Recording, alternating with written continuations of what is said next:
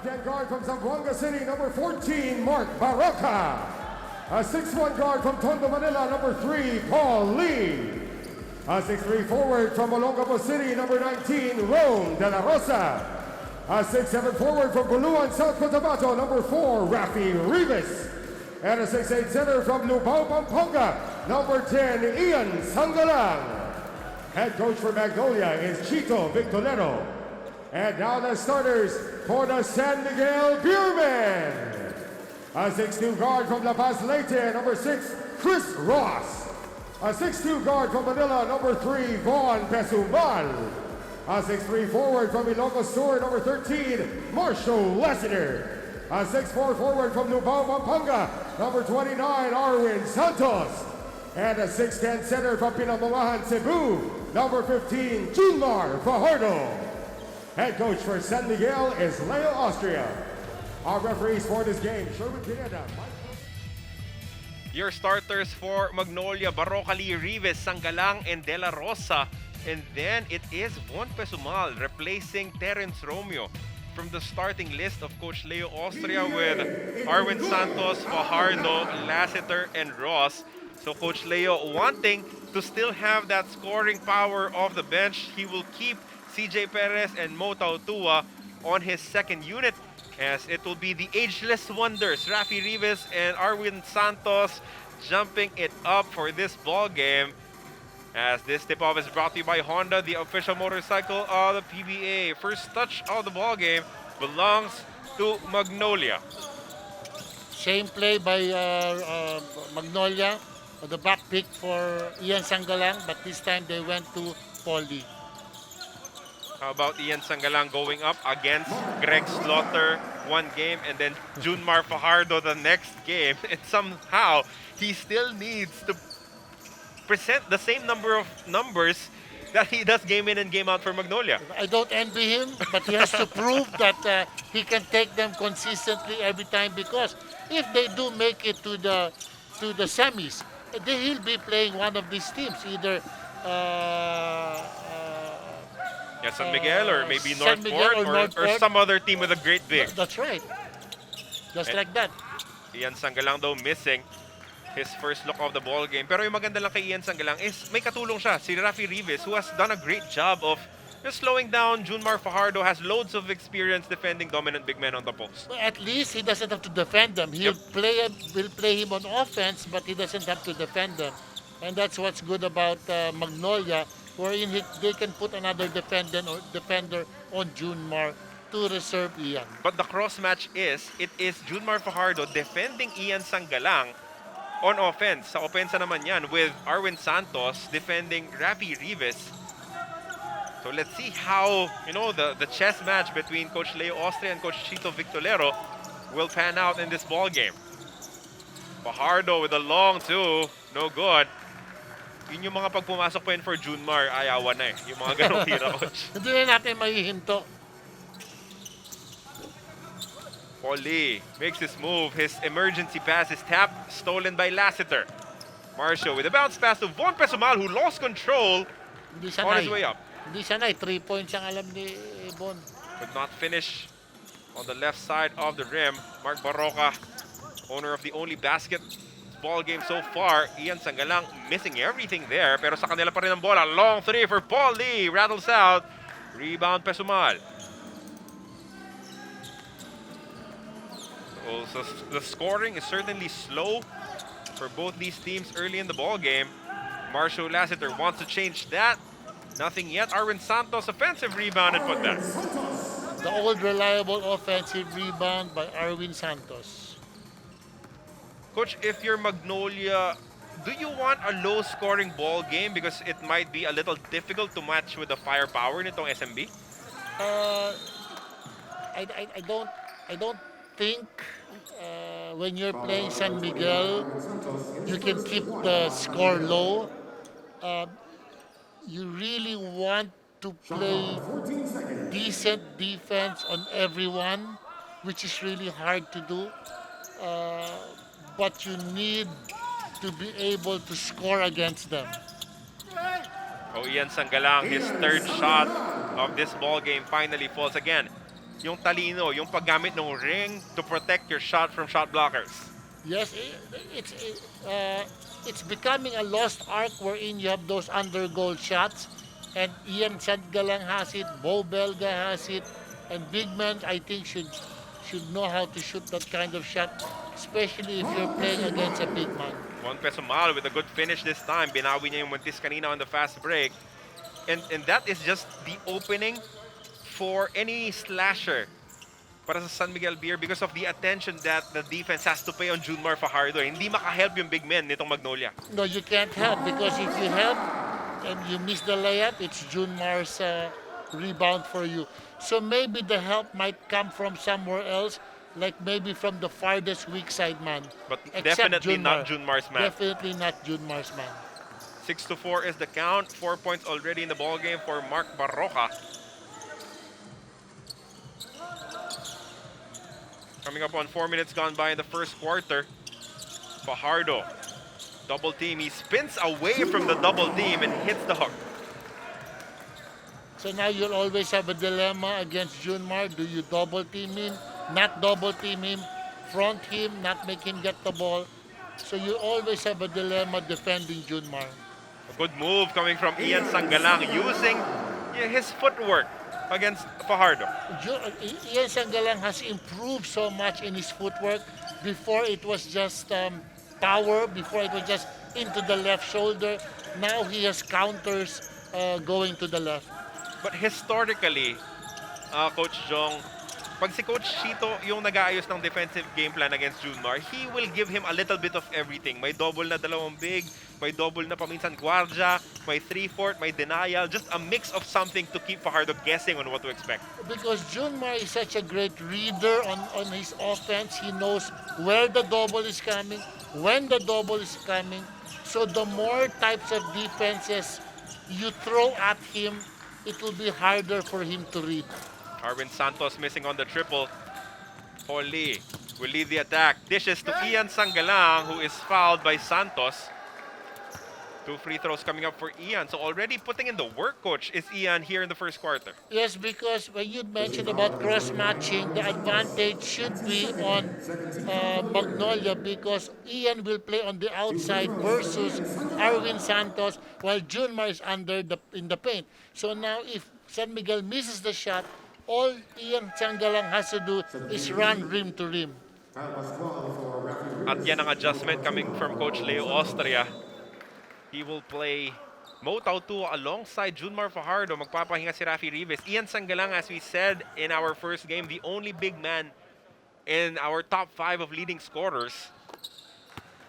Just shows you how much Magnolia relies on his interior presence to help them win games. So in fact, Coach Chito used to go to him in the end game, aside from Paul Lee. So Coach Chito Victolero has a lot of confidence in Ian. So sometimes silang dalawa ni Paul Lee yung gumagawa ng play as with what happened in that game winner against the Alaska Aces early in the conference. Yes, when there was a drop pass to Ian Sanggalang. Kyle Pascual can make it from there. But that mid-range jumper rattles in and out. We are approaching the midway mark of the first quarter. Low scoring period so far, 9-6 in favor of Magnolia. Autua forcing it, might have traveled. Yep, he could have traveled. But it was a miss anyway. Rim running is Kyle Pascual. Defense caught napping for SMB. That's where the cross match really is. Because they're defending different men in both the ends of the court. So the cross match will really be a problem. So good reads already from Coach Chito Victolero as this time out is brought to you by Honda, the official motorcycle of the PBA. Magnolia up 11 against 6.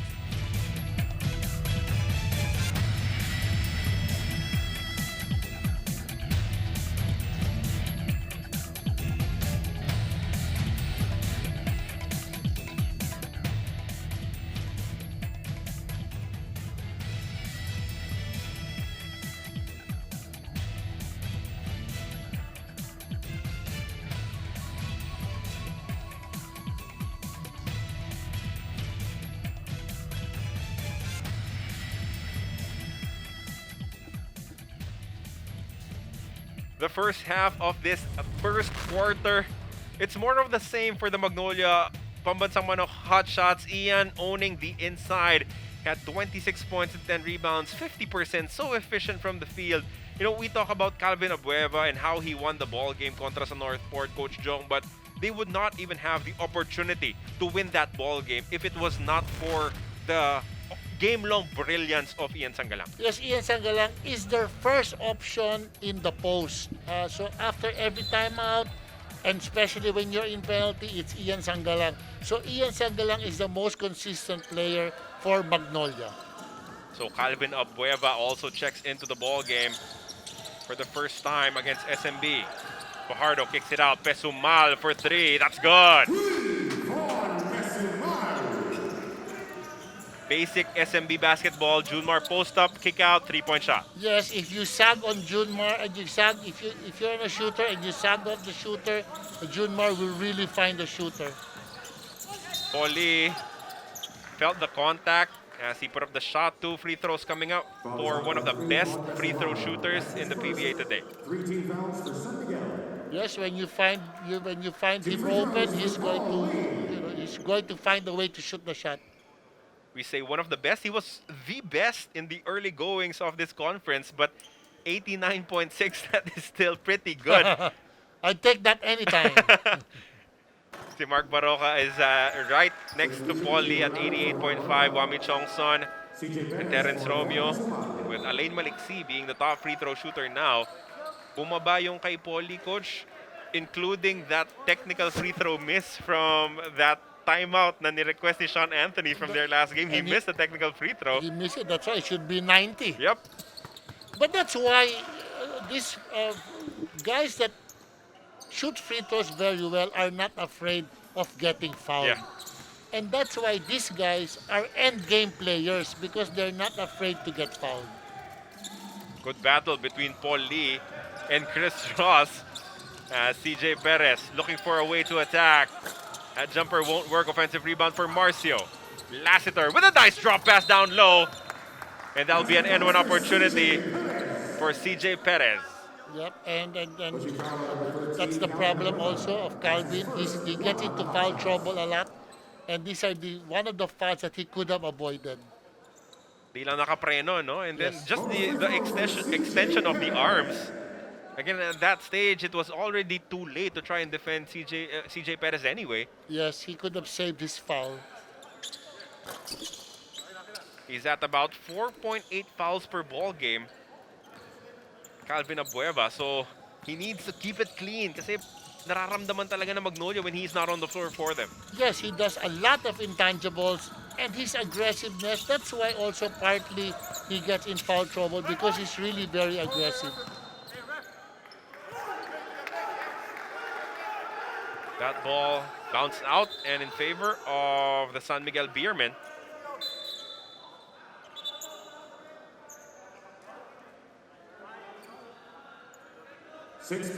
Oh no, it will remain with Magnolia with 6.6 on the shot clock. This will have to be quick. Gio Halalon to Paul Lee. That might be an illegal screen against Pascual. Offensive foul on number 32, Kyle Pascual. That's his first personal. Again, Coach, the setup of this matchup, it is all about the chase for the number 2 spot.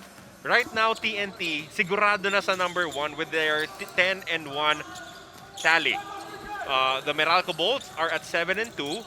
Magnolia Hotshots at 7-3. SMB at 6-3. But since Meralco won their games against Magnolia and against SMB, that means that they will have tie break over the 2.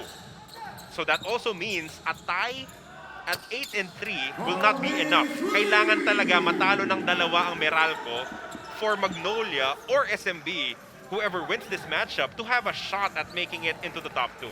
Yes, that's correct. And at least they both have a shot of making it to the second spot. And now it's up to Meralco to win 1 out of the 2 to assure them of the second spot. Aris Jonicio will replace Paul Lee. as this sophomore has earned more minutes coming from Coach Chito Victolero. Maybe because of that shot that he made in the end game versus the NLEX Road Warriors that sent the game into overtime. Junicio shot he's a great player. Open three-point shot, he can make it. Decent defender, decent size, and rebound. So, nagagamit siya ni Coach Chito. Just a good post-up move there coming from Marcio Lassiter. That's one thing we know about the guards and the wings nitong San Miguel Beer, even Chris Ross. They will post up when they have the opportunity to. Kasi, some post players think they should score when they get the ball in the post. But on the contrary, you should be a facilitator in the post because for sure somebody will help. Now, if nobody helps, then become a scorer. Not scorer first, then passer.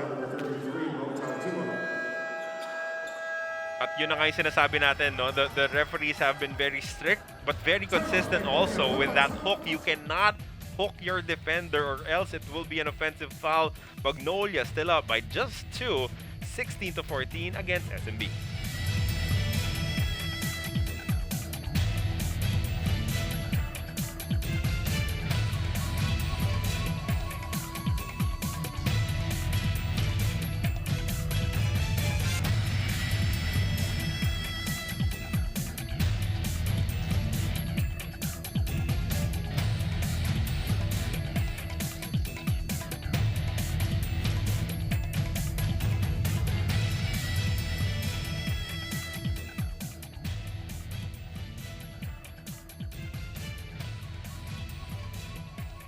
First quarter of this matchup between the Magnolia Pambansang Manok Hotshots and the San Miguel Beermen. Again, the target is the possibility of making it to the top 2. But if not, you just want more momentum heading into the playoffs. Win as many games as you can. Build your confidence before the start of the playoffs ng ating Honda PBA Philippine Cup 2021. Well, always, winning always, get in the playoffs will give you always confidence. If it gives you the top 2 spots, then fine. But if not, winning is always a confidence booster coming into the playoffs.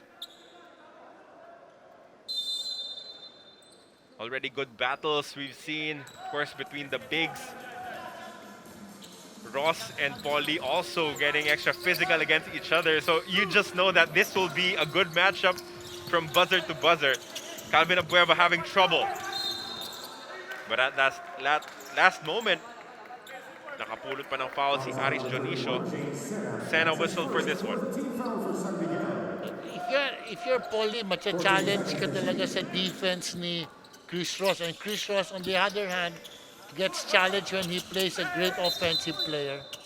That's a clear push on Aris Dionisio. Loose ball foul called against him. And it will give the ball back to the San Miguel Beermen.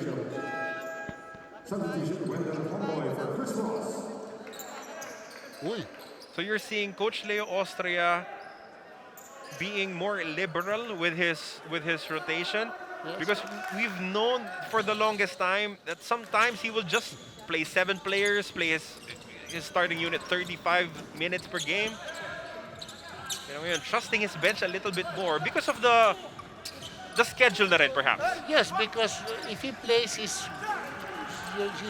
first 5 or first 7, 30, 35 minutes, the way it's set up, it just takes a lot out of the player physically. Meanwhile, Jackson Corpus hitting a mid-range jumper.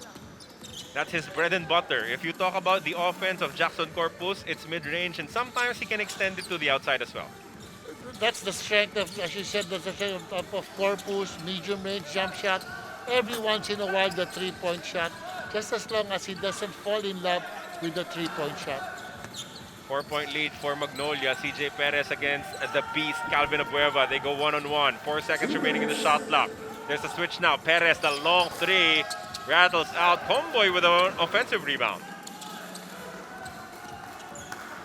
Fresh 14 on the shot clock for SMB. Marcio gets the switch and the foul. So that's 2 early ones for Calvin. Well, that's good that Coach Leo is using Comboy. See how he reacts when it is the start of the game.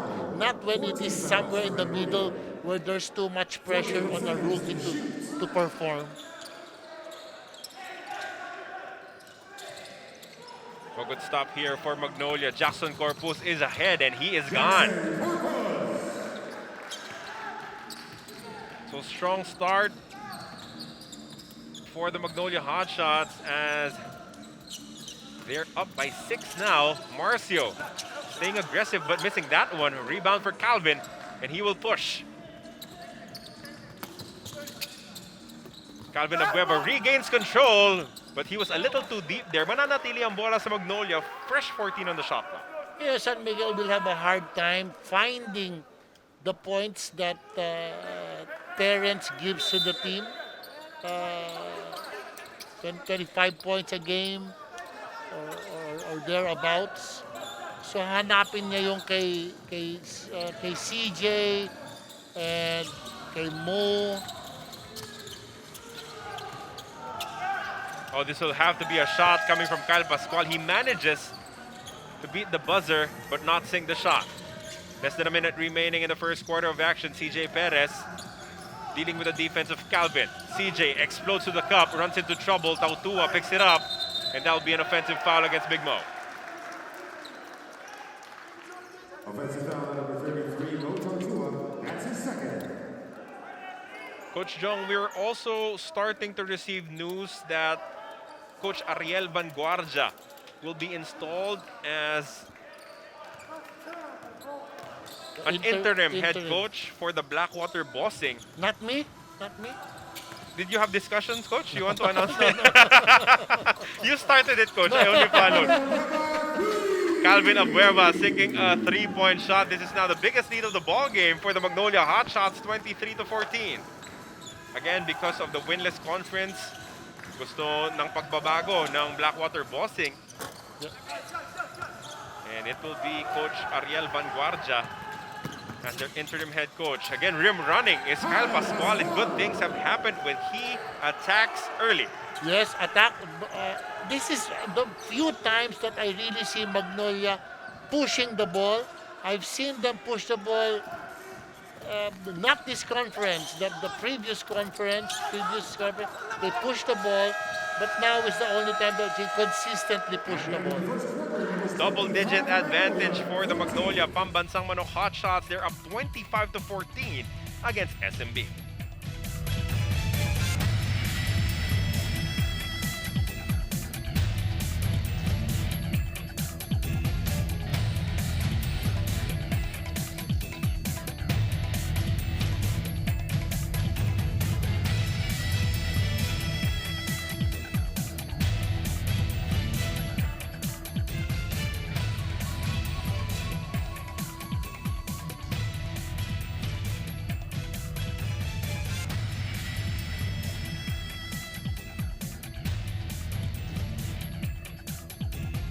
The Magnolia Hotshots have had their opportunities to go up and challenge the San Miguel Beermen. Junmar Fajardo dominated in their first meeting.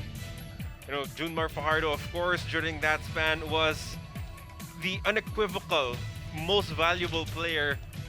But that 2019 Philippine Cup was the closest SMB was ever challenged in the finals. It came down to the closing minutes. Gio Halalon missing a shot. Alex Cabagnot making an impossible shot from the baseline. And that is why they won 5 straight Philippine Cup championships.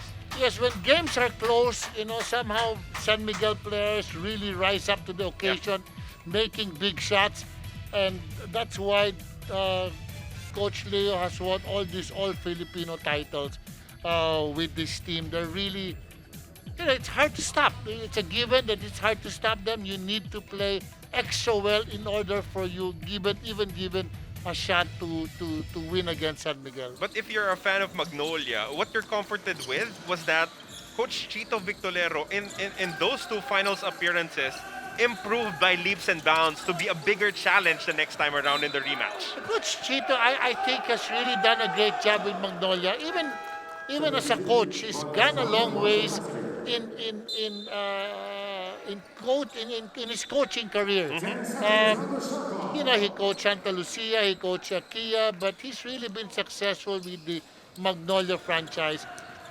He's done very well with Kia too during those times. I take my hats off to Chito. He's done a great job. 3 finals appearance with the Magnolia franchise, 2 in the Philippine Cup finals, losing both to SMB, and then winning versus Alaska in the Governor's Cup with Romeo Travis as we open the scoring in the second quarter with Mawala Tautua connecting against Kyle Pascual. Halalon kicks it out to Calvin. Extra pass to Jeric Ahanmisi for 3. That's good. Smart pass coming from Calvin. He is a decent 3-point shooter, but Jeric Ahanmisi has the better percentages. That's what a player there is for you. I find myself open, but I've got a better shooter right beside me, and I give the extra pass. Very unselfish, very smart for him to do. Of course, the understanding also that building the confidence of your rookie will pay off with this franchise for the long run. Yeah, especially, his strength. All he needs is confidence that he can do it in the PBA because we've seen him do it in the UAAP. Kyle Pascual played really good minutes for Coach Chito Victolero, playing steady defense and of course running to the rim on the break. In comes Rafi Rivas. His kick-out pass. A good one to Von Pesumal, who misses the 3-point attempt. Biggest lead of the ball game, 28-16. It's at a dozen as Rivas finds himself open. Great passes coming from the Beast. Yep, I mean, they caught San Miguel napping, watching the ball, not being active on the weak side help. And that's why Rafi Rivas just cut to the middle for the pass. Tautua will try to take on Rafi Rivas. Good pass to CJ Perez, who goes for the layup. When he gets that running start, coach, he is basically impossible to stop. Because of his momentum, he's down the line, if you call it that, down the lane, you can call it that one, and it's hard to stop him when he's really got the vuelo going to the basket. Tough shot coming from Calvin Abueva, comes up empty against Arwin Santos. Tapos sanay na siya dun sa step 0. He knows how to time it. So he gets far. Ang layo nung nararating niya after picking up his dribble. That's also partly because he's such an athletic player, long strides, and can jump and can change his shot in the middle of the air. Aris Jonicio hits it from downtown. So the sophomore making his presence felt on offense with that triple. Chris Ross trying to post up against Mark Barroca. Good ball rotation. Von Pesumal hits the 3. San Miguel can just go through that, slow the game down, get the ball in the post to whoever the mismatch is, and they end up with the 3-point shot anyway. So they don't really have to speed up the game, which is now the advantage of Magnolia. Jeric Ahanmisi, his pass bounces off of the leg of Pesumal. 6 to shoot. Calvin sets up Aris Jonicio, dribbles to the corner, misses from deep. Tautua with a rebound. Hirap ng tirang yun. Dribble to the right and shoot with the left hand shot. So he's just lefty. So poste na naman si Chris Ross, and that will be a dribbling violation against Ross.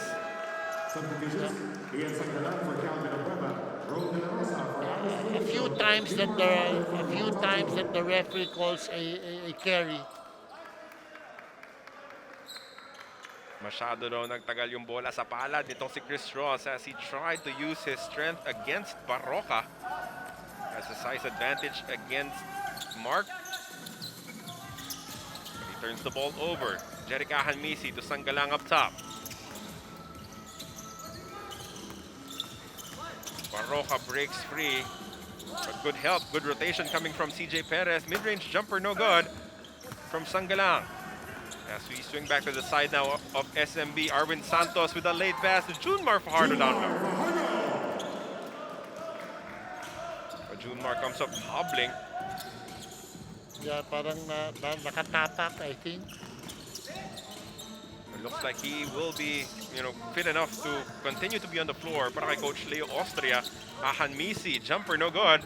Another rebound for Arwin, and now things are starting to flow on the side of San Miguel Beer. Yes, now they've got their first five back. They have their their offensive players in the game. CJ Perez, upon his entry, and iba yung tema ng laro as he has been relentlessly attacking. Getting another layup there to inch his team closer. They're just down by 6 right now. CJ Perez. That basket leads to this timeout, brought to you by Honda, the official motorcycle of the PBA. 7 points for Perez.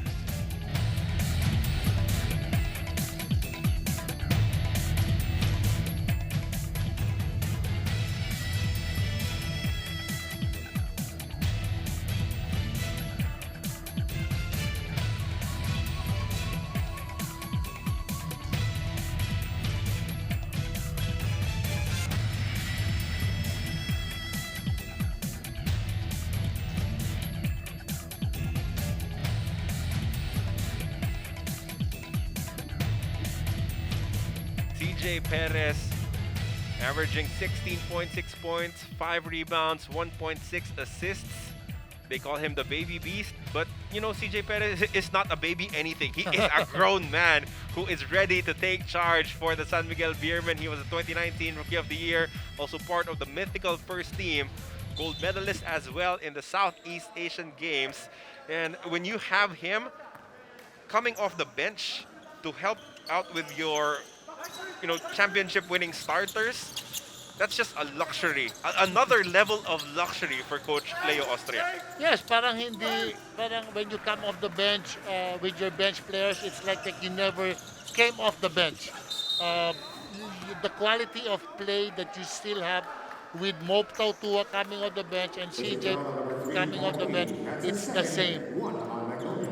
He's a beast, but he's not a baby. Nope, not a baby. Pero beast na si Calvin eh. So we have to think of another moniker for CJ Perez. Maybe when he was in the NCAA and Calvin was in the PBA, you could call him that, but not anymore. Not anymore. You have to find another moniker. These are your coaches with the most number of all Filipino titles. Baby Dalupan, of course, Coach Chot Reyes, Leo Austria with 5, Coach Tim Cole, Norman Black, Ryan Gregorio, and who's that last one? I don't know who that is. Oh, it's Jong with Chico with be 2 included there. Filipino championships. Coach Jong, of course. Were those with San Miguel Beer or with Barangay Ginebra? You're all Filipinos, Coach. One each. One with each, San one Miguel, each. one with Ginebra. And then your championship with TNT was with an import. With an import. Correct.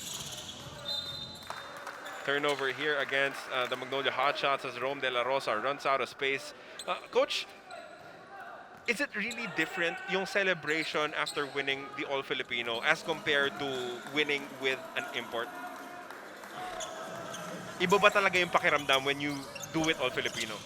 Or a championship is a championship anyway? For me, it's different for everyone. I'm asking for you. For me, a championship is a championship.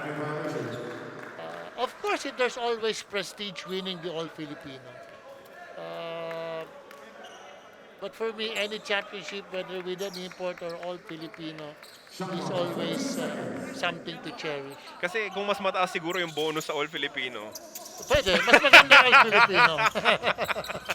Meanwhile, offensive rebound for Rafi Rivas as he gives the ball back to Paul Lee. He goes to the spin cycle. Almost gets the shot to drop, but he'll have an opportunity to earn his points from the stripe. Foul number 77, CJ Perez, his first team foul for the Beermen. 33-28. 5-point Magnolia lead, but they've been in control of this matchup.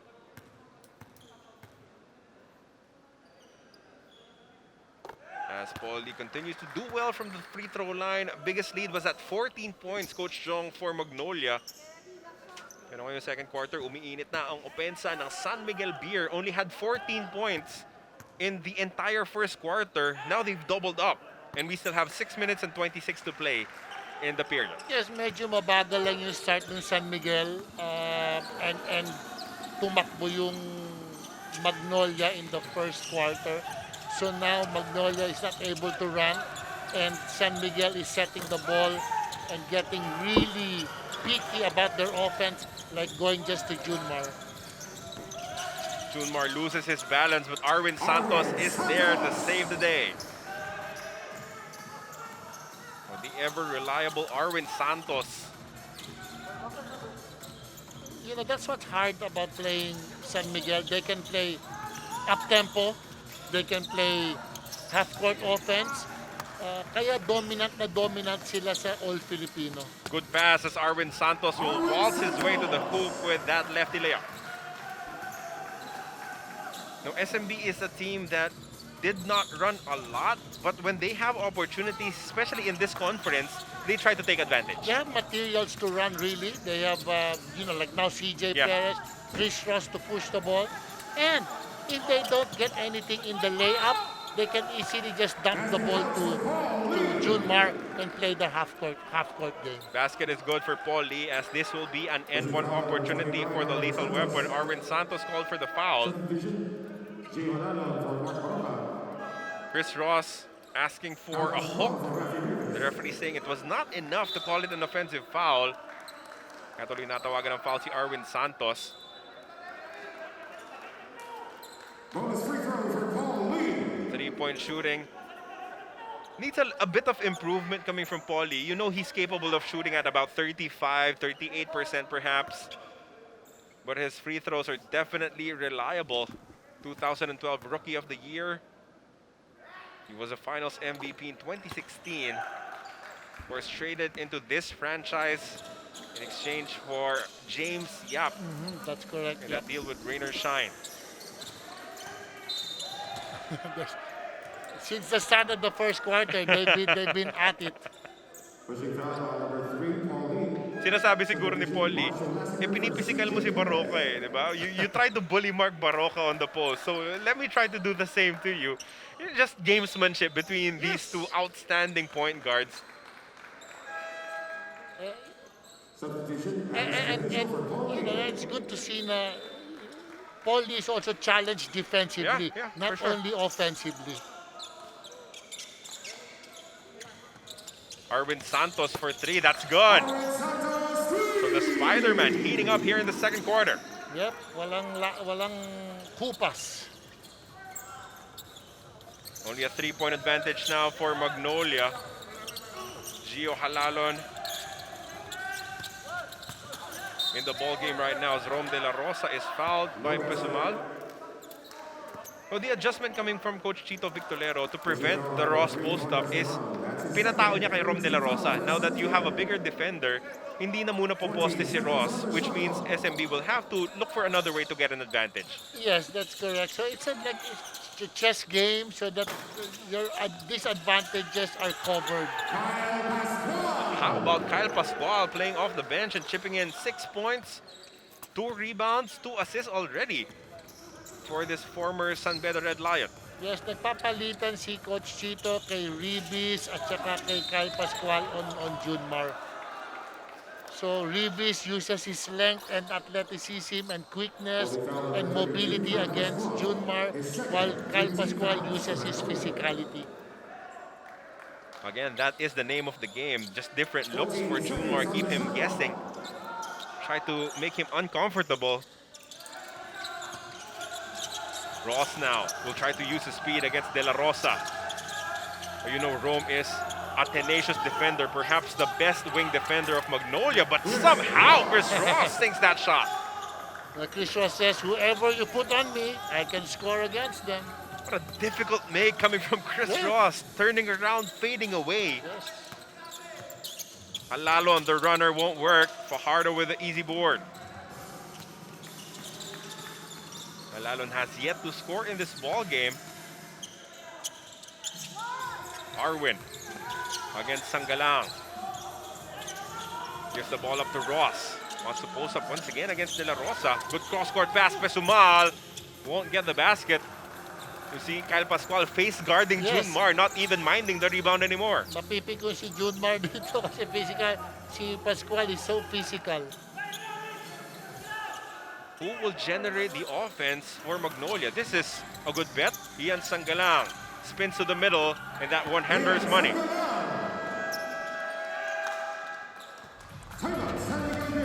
Really good high-quality ball game between these two powerhouse teams, Kapampangan versus Kapampangan, and it is Ian Sanggalang scoring over the defense of Arwin Santos and extending their advantage back up to 5. It is 42 for Magnolia, 37 for SMB.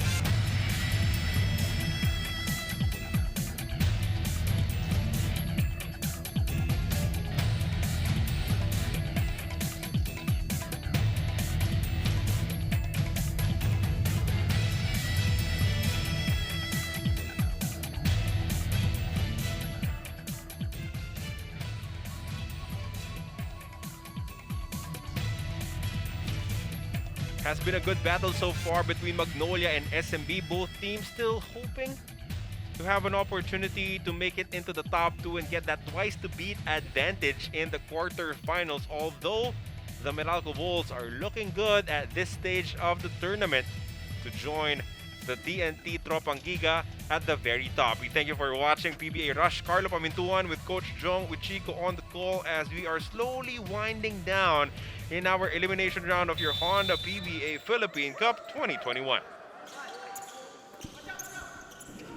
So Coach, our first game, Northport defeating the Rain or Shine Alaska Painters, and then in our next game, the Alaska Aces will continue their gauntlet. 3 games in 3 days. They won the first against Ginebra, lost the second against TNT, and then they will take on Terra Firma for our third game of our triple header. Aris Jonicio, oh, denied, sabi ni Arwin Santos. Sabi ni Arwin, respetuhin mo naman yung shot blocking ability ko. Konting respeto naman dyan. Huwag harap-harapan. Side eye coming from Arwin as he liked that stop. Meanwhile, the ball will stay with Magnolia. Halalon with a tight pass. One-hander from Pascual, no good. Medyo binibin itong si Kyle Pascual. As you can see, the block leaders, Arwin Santos has always been one of the best in the league. Just the shade under Japet Aguilar. Alongside Slaughter Quinyahan and Jamie Malonzo. Pero yung Slaughter siguro, slowly that will come up because he had 6 blocks in their game earlier against Rain or Shine. Yeah, slowly he's going to get up there. He'll probably average 2 to 3 blocks every game because he's always in the paint, manning the paint for Northport.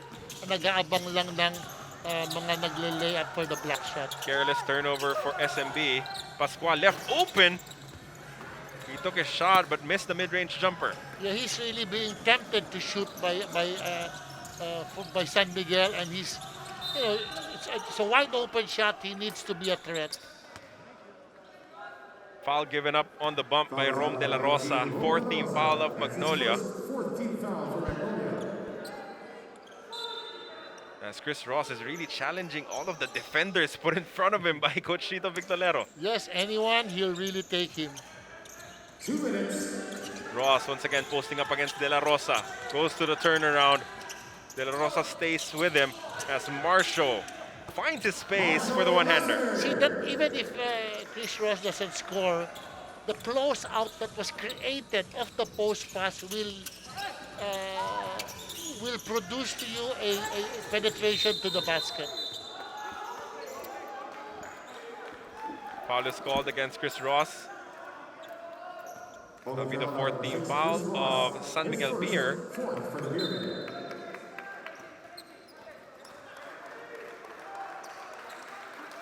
I think that was very clear, Coach Jong. What do you think? Very clear that it was Chris Ross that put his hand in between the arms of Kyle Pascual. Technical foul on Chris Ross for his individual ball. And then a technical foul is called against Chris Ross. 42 to 39 is the count in favor of Magnolia. They've stayed ahead of the San Miguel Beermen throughout this first half, leading by as many as 14 points in the first quarter. Gio Halalo on the line for the technical free throw, still could not buy a basket.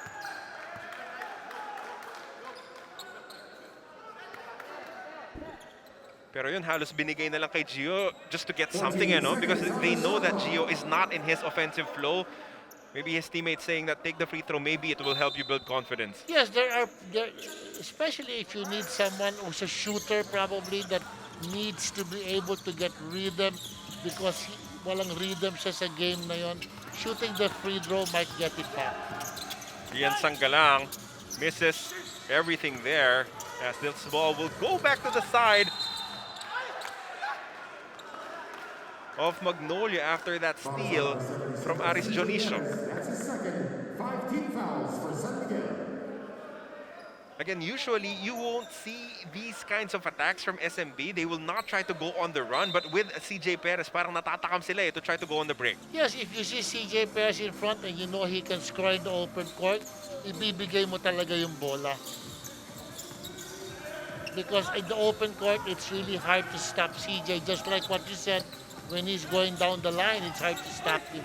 Gio Halalon finally getting his first basket of the ball game. That was a great breakdown for Halalon as the San Miguel Beermen will request this 30-second timeout. Down by 5, 44-39. Look at this one more time.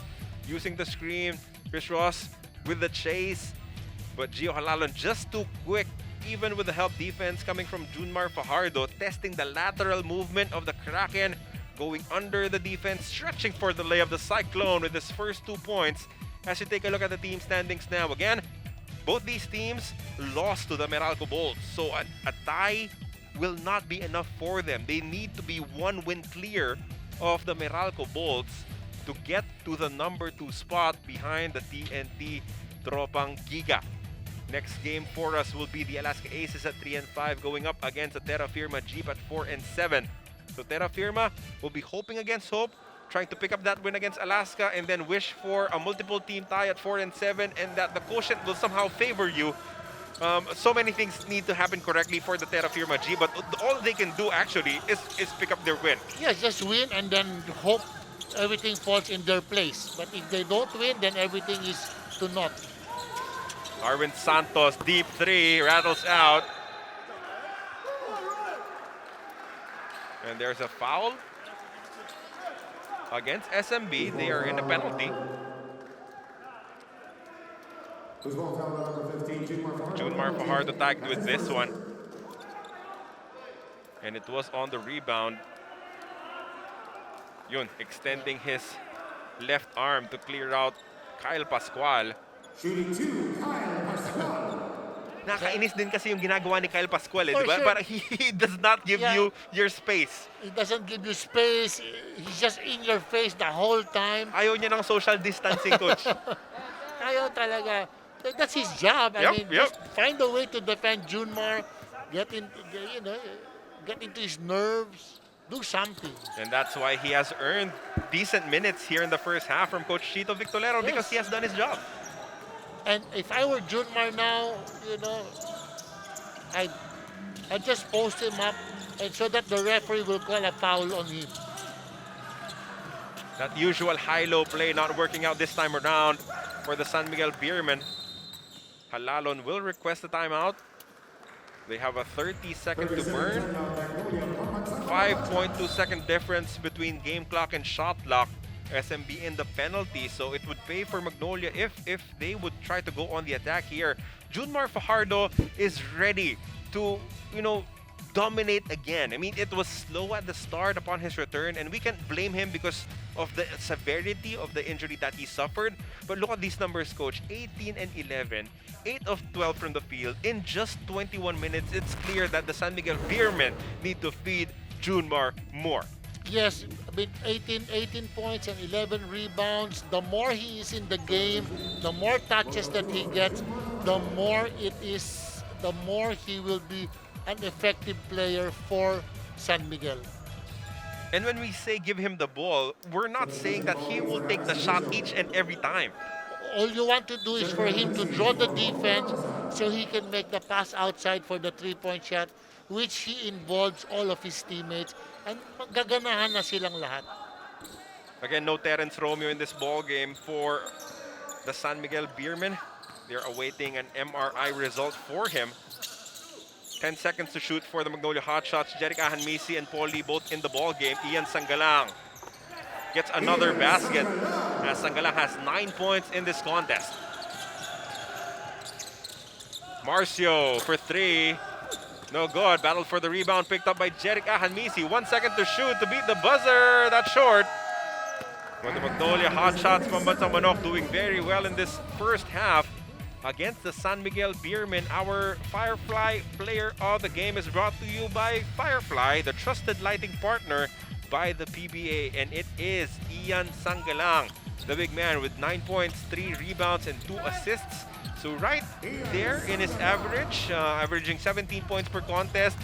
So double 9 points, and it'll be 18. So he is, playing his usual game for Magnolia. Yes, they still go to him. He makes some jump shots. He makes some layups.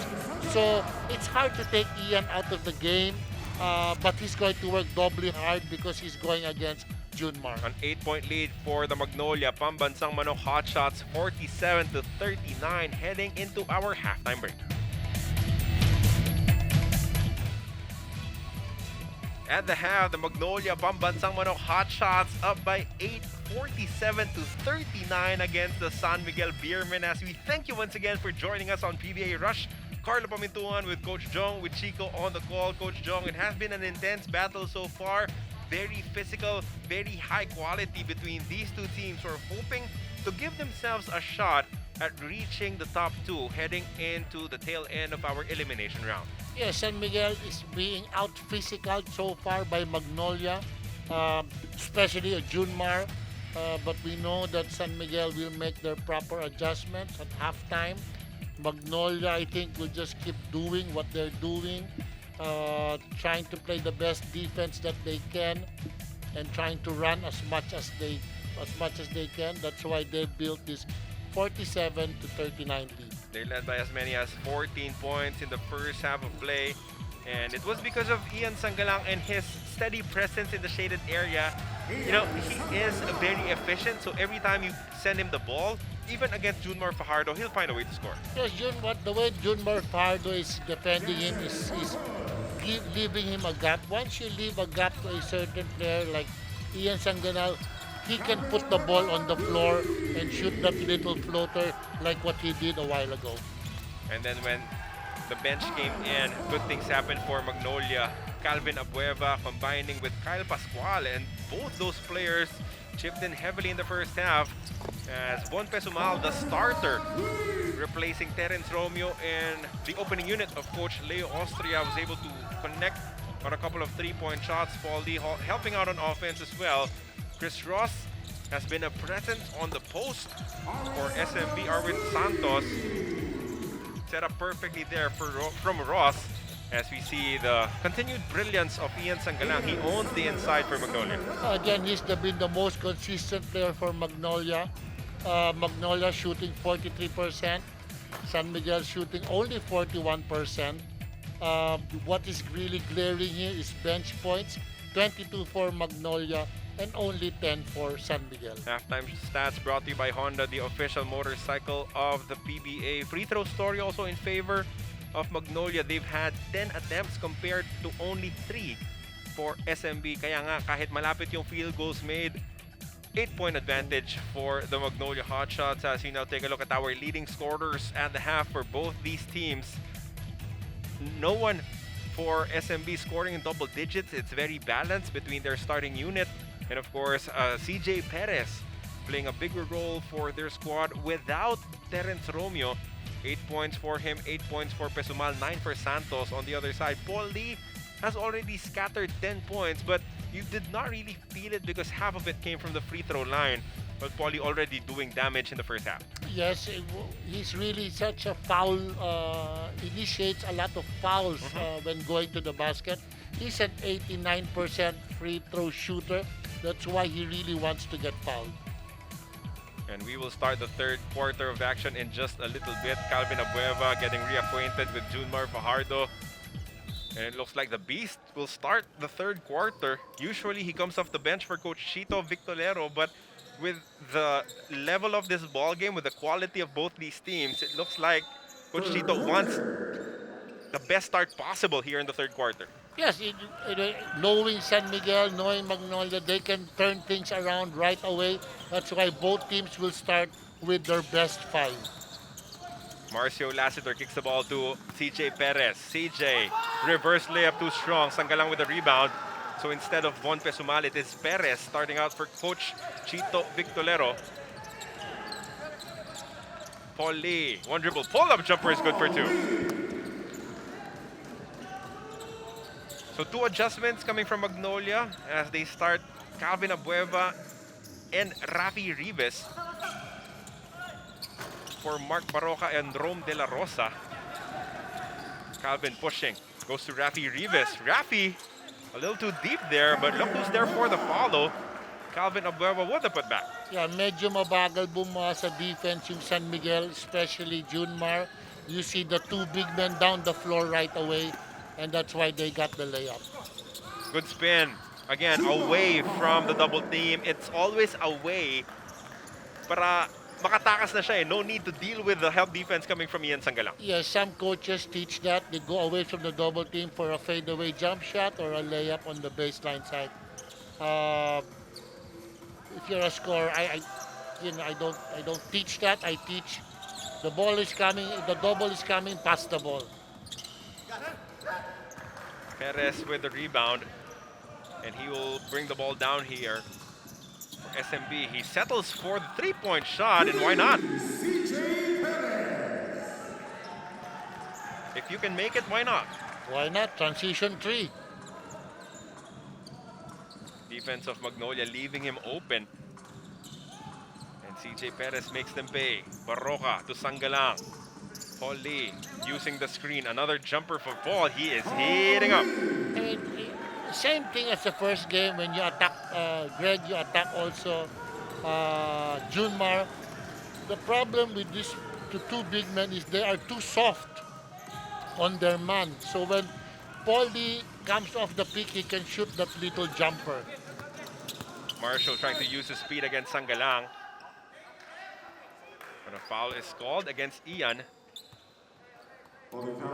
That's right. The safest way to defend with Junmar or Greg on the ball pick is to take away the pick, and then they just sag towards the penetrating lane of the guy with the ball. Arwin Santos with a triple. That's good. So the offense picking up for both teams at the start of this third quarter. 53-47. Back down to a 6-point advantage for Magnolia. The Beast stacks baseline. His pass goes wayward. Wanted to connect with Paul Lee, but no passing lane. There should have been someone in the corner wherein Calvin could have passed the bailout to that man in the corner. So Chris Ross walking the ball down court. Calvin Abueva will be defending him. Arvin Santos not looking. Luckily for them, CJ Perez was there to save the possession. Perez, another three. Now this time, rebound Sangalang. And the Beast will go on the run. Oh, careless turnover there for Calvin. As Marshall goes to the Euro step to score for two. Akala ni Calvin parating na si Paul Lee, no? He flipped up the pass, and when Paul Lee did not get it, Marshall picked it up.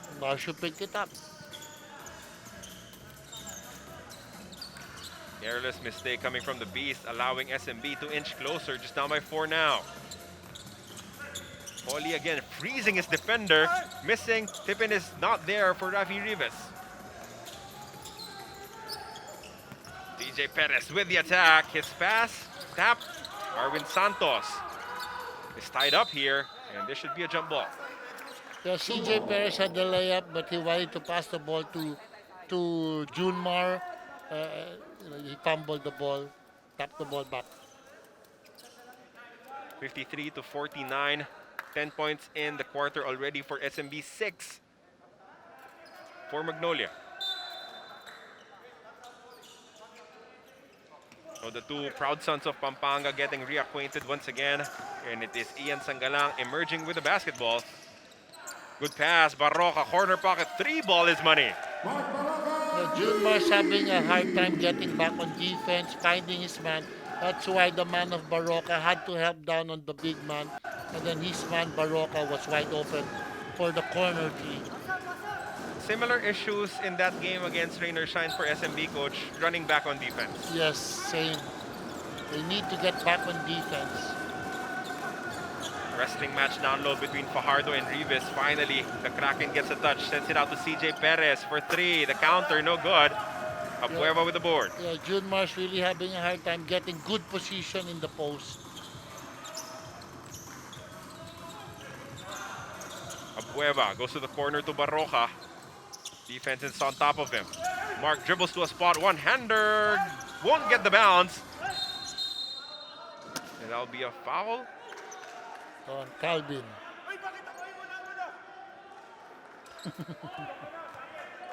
Calvin could not believe that foul was called against him. Look at this one more time. He draws the defense. And then Mark Barroca continues to the spot, wide open for the 3. Yes. Because Marcio had to help on Ian Sangalan. That was the 3rd personal foul of Calvin Abueva, and that is why Rome De La Rosa will be entering the ballgame. Aris Jonicio also checks back to replace Paul Lee.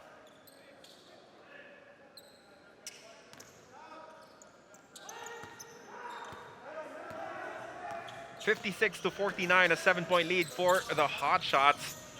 About 5 minutes gone by here in the 3rd quarter. CJ Perez just puts his head down and attacks. I like that play. I mean, CJ Perez using Junmar as a rub screen, and then he isolates on the wing, using his quickness to take the ball to the basket versus Jonicio.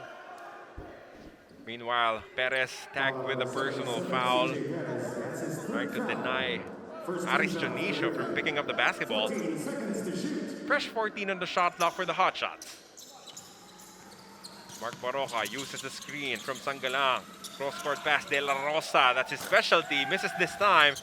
As the rebound goes to Sangalang. Fake putback is good for Ian. I don't know if San Miguel in the previous play, I don't know if they did that purposely or they're doing it really is. If they're going to pick with Junmar, Arwin takes Junmar's man and is involved in the pick and roll rather than Junmar. We'll have to take a look at it a little bit more if it's really done purposely. Deep seal for Junmar as he gets the end one opportunity. Magnolia saying that the foul was given before the act of shooting, but it was one motion for Junmar. He was already going up after receiving the pass.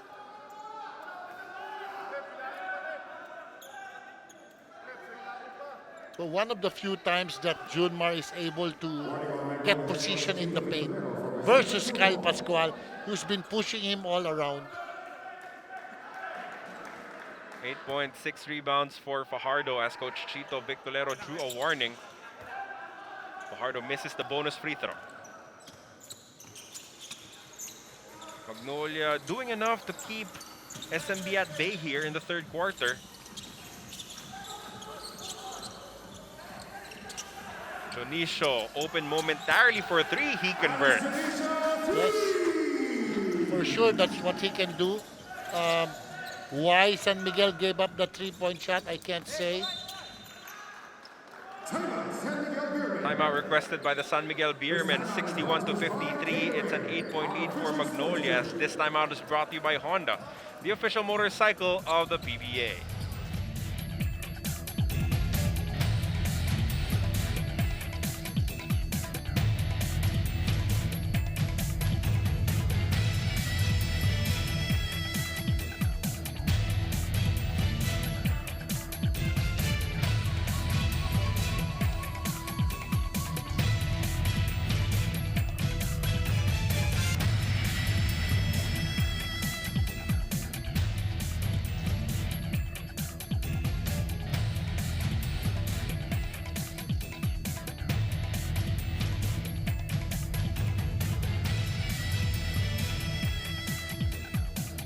San Miguel Beermen have threatened to come back in this 3rd quarter, but the Magnolia Hotshots are getting big shots from the 3-point range, one from Mark Barroca, the other from Aris Jonicio, as these two teams are enjoying their stint near the top of the standings. 7-3 for Magnolia as they're playing the final game, their final game of the elimination round. San Miguel Beermen at 6-3. They still have one more game left and it will be against the Alaska Aces. Those games will be happening next week. So Magnolia, if they win today, gets to 8 wins. Hopefully, second spot. And same thing with San Miguel.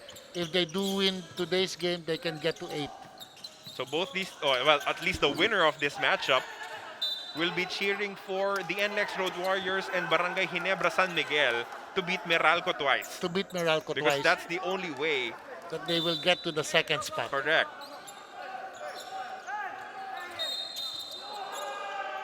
Yeah, that's a foul on Mark Barroca. Halos nakayakap na kay CJ Perez. And we've seen this play happening for the San Miguel Beermen. You know? It was baseline out of bounds play. Chris Ross directly to CJ Perez for an alley-oop. Yes, Chris Ross saw that CJ Perez has size advantage. He can just jump over Barroca, which they did make the pass. Another foul here, a cheap one at that, coming from Rome de la Rosa. It was just jockeying for position, and that will send them into the penalty situation with still 5 minutes 48 in the third. Actually, you only want to get in penalty situation if you will get into penalty situation in the last 4 minutes of the quarter. Let's see how the San Miguel Beermen will try to take advantage of the penalty.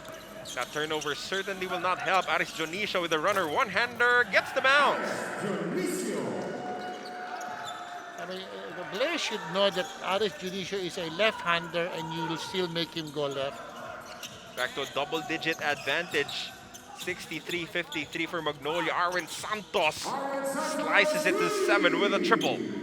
Yes, San Miguel is always makes shots always just to keep themselves in the game, but somehow Magnolia keeps answering back to keep that lead manageable. 15 points in the ball game to lead all scorers for Arwin Santos. Barroca playing cat and mouse with Chris Ross. They go inside. Ian Sangalang clobbered, blocked by Chris Ross. Ball will stay on the side of Magnolia. Only 1.6 remaining in the shot block, though. 1.6 seconds. Ian Sangalang giving Arwin Santos too big of an opening to convert on that three-point shot. 1.6, Mark Barroca is the inbounder. Good pass, but Kyle Pascual could not control the basketball, could not go up for the shot. Turnover against the Hotshots.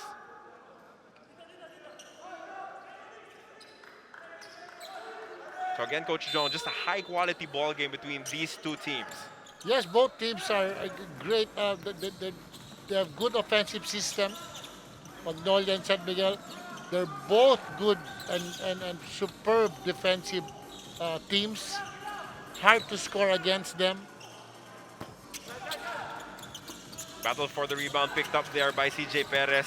Just so active on the attack as CJ. As that will mean 2 more free throws coming up for SMB. De La Rosa will send Perez to the free throw line for 2. Now we see Samar just, Coach Leo just puts in Samar. Just to give Chris Ross a reliever. And I think Samar can do that because Samar is a facilitator. He likes to move the ball, try to set up his teammates, which I think San Miguel needs right now. Technical foul called on Coach Chito Victolero. He was warned earlier. Now the referees pull the trigger as Paul Samar is on the free throw line. Overshoots the mark though, as he was ice cold coming off the bench. Yes. Why he shoots the free throw, I can't say. Maybe he's a good free throw shooter. Who knows? Maybe again, his teammates wanted him to get more confidence. As CJ Perez from the bench threat to the best player. We all thought, at least some of us assumed, that he will be picking up the starting role for Terence Romeo, who is absent in this ball game. But Coach Leo Austria deciding that he still wants to keep CJ Perez as his option off the bench. Pesumal got the start, but Perez playing very well once again for the San Miguel Beermen. I think Coach Leo wants to keep that balance for his second group.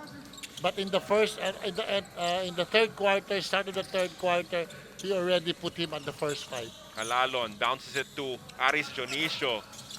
Misses that one. Been playing well here in the third quarter. Jonicio has 8 points in the ball game. We see San Miguel coming off with the zone, which is Coach Leo's fallback whenever they are not playing well man to man. In case everything fails, break the zone. Right. And Bring now out the zone defense. bring out the zone defense. Yeah. And he has won championship after championship with Yes. this zone defense. Alalon goes to Calvin Abueva. Kick out pass. Good look for Aris Jonicio. Misses the three. As SMB is threatening to tie this ball game or even take the lead with a triple. As Arwin Santos caught fire here in the third quarter. Tautua with the handoff to CJ Perez. Perez to Zamar. Corner pocket three ball. No good. Rebound Calvin. 3 minutes and change remaining in our third quarter of action. Coach Chito Victolero will request the timeout as they are protecting just a 2-point lead right now, 63-61.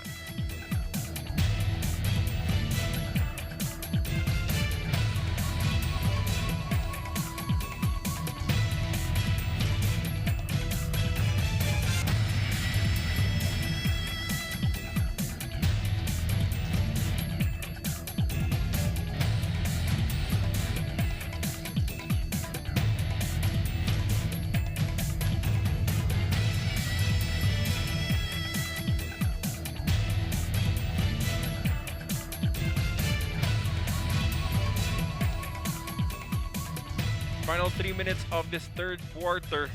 Arwin Santos carrying the heavy load for the San Miguel Beermen on offense here in the third period as they have climbed back from a deficit as big as 14 in the first quarter.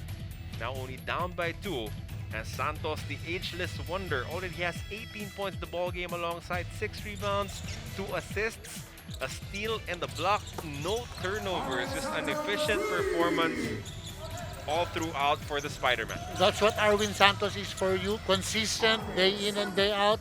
Just spots up for the three, gets some layups, offensive rebounds, and then all of a sudden he has 18 points in the game. Amazing numbers for Arwin already, and we still have about 15 minutes to play in this ball game. Only a 2-point lead for Magnolia. Jeric Ahanmisi could not add on to it as the ball will bounce to SMB's favor. Well, so far Magnolia is having a hard time breaking the zone defense of San Miguel. And if you don't break the zone defense of San Miguel, they'll just keep playing it, and you need to make shots to break it. Or at least probe the zone. Arwin looking to Tautua. That's a no call. So the entry pass bounces to the outside. It's a turnover against the Beermen. They're getting challenged every time by Kyle Pascual. Every time, once somebody plays physical on you, you want to out physical him right away, and then you just lose your poise against a physical player. Rome De La Rosa with the bounce pass to Pascual. Back to Rome. Alalon does not have an option here. Oh, nice pass to Calvin Abueva, who could not get that basket to drop. Rebound Perez. That was a great look coming from Calvin as CJ is fouled by Gio for 2 free throws. Sprained his ankle on the way down.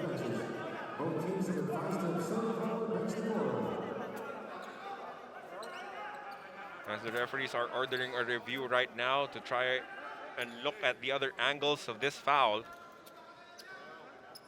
There was a foul. Are you on his own? Yes. But the foul also, Coach, it didn't appear like he was going for the ball. Itong si Gio Halalon. Oh, okay. And he fouled with 2 hands at that. So let's see what the referees deem it. Tough kid. Pagpag lang. Yes.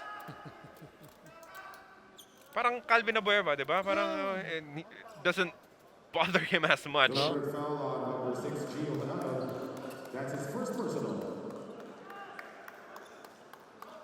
So a deliberate foul on Gio because again, to our point, he was not going for the ball. He fouled with two arms. Halos niyakap niya itong si CJ Yes. Perez. So CJ will get 2 free throws, which will tie the contest, and then they can try to go for the lead with the bonus possession. 2019 Rookie of the Year, the top pick of the draft.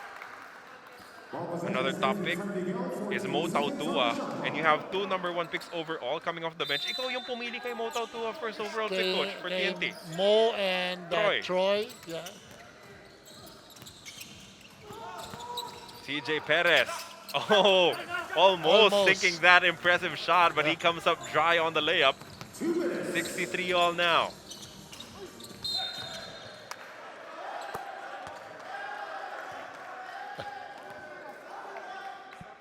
Balyahan sa ilalim, Mo Tautua versus Kyle Pascual.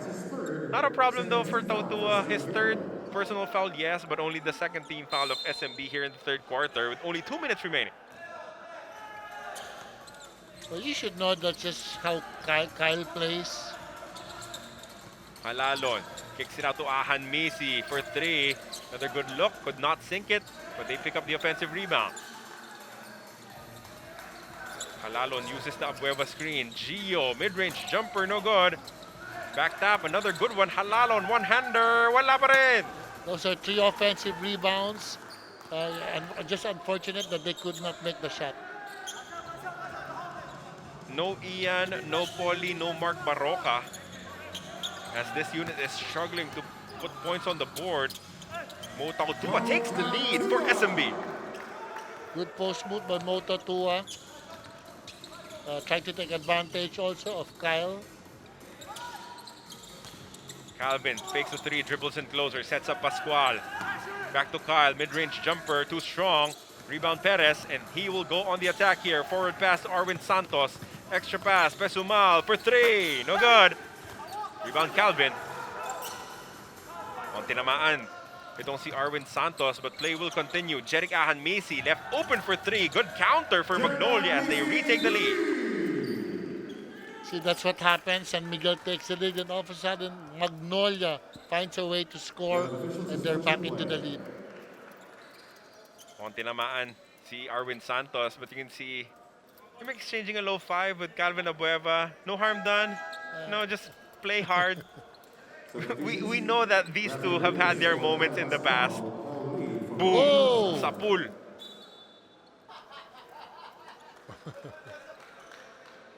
I mean, luckily for Calvin, hindi siya natawagan ng offensive Yes, foul at that stage. be. It could have been an offensive foul. Even if it was unintentional, Yep, there was contact, there was definitely. contact, yes. But it's good to see that there was no color that developed between those two Yes. players. Pinagpag lang pareho. As they will just continue to play hard for their respective teams. 66-65, 1-point advantage for the Hotshots.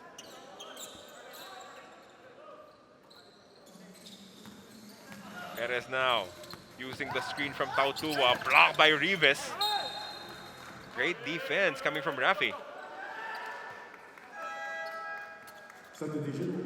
If Mo just rolled to the basket and Perez already got 2 defenders on him, you can just make the easy pocket pass to Mo for the layup or the kick out to the weak side for the 3. And now last shot time for the Magnolia Hotshots here in the 3rd quarter. Gio Halalon is joined by Paulie. 3 fouls to give for SMB. So Gio must attack soon to try and draw that first one. Again, dalawa pa yung pwedeng ipamigay ng SMB. Yes, but Summer should not look to the pick. If he picks towards the pick, and then Gio can reject the pick right away and drive, and he might not have time to foul him. So another extra shooter on the floor. Malalo draws the foul from Pesumal this time. So one more in the final 3.9. That's his 3rd and 14th foul for San Miguel. Who do you like to foul out of the game? No, there, right there, in San Miguel. Who? I don't know, coach. CJ Perez or Chris Ross? Oh, Calvin Abueva with a fadeaway.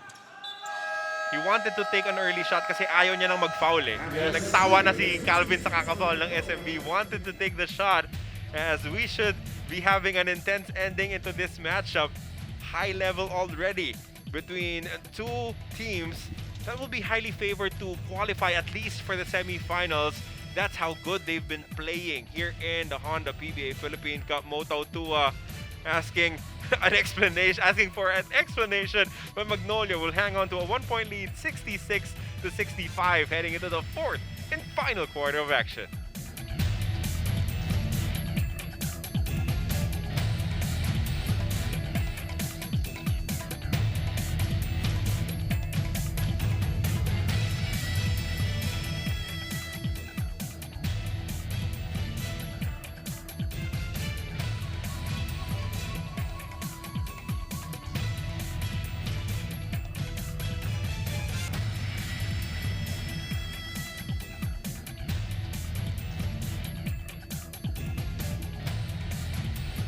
The biggest addition in the offseason for the Magnolia Pambansang Manok Hotshots was certainly Calvin Abueva, and he has been worth every trouble that they went through in trading for him as he picked up this win, this game winner against Northport Batang Pierre. 15 points, 5 rebounds, 4 assists, 4 steals, 2 blocks, and of course the biggest shot of the ball game.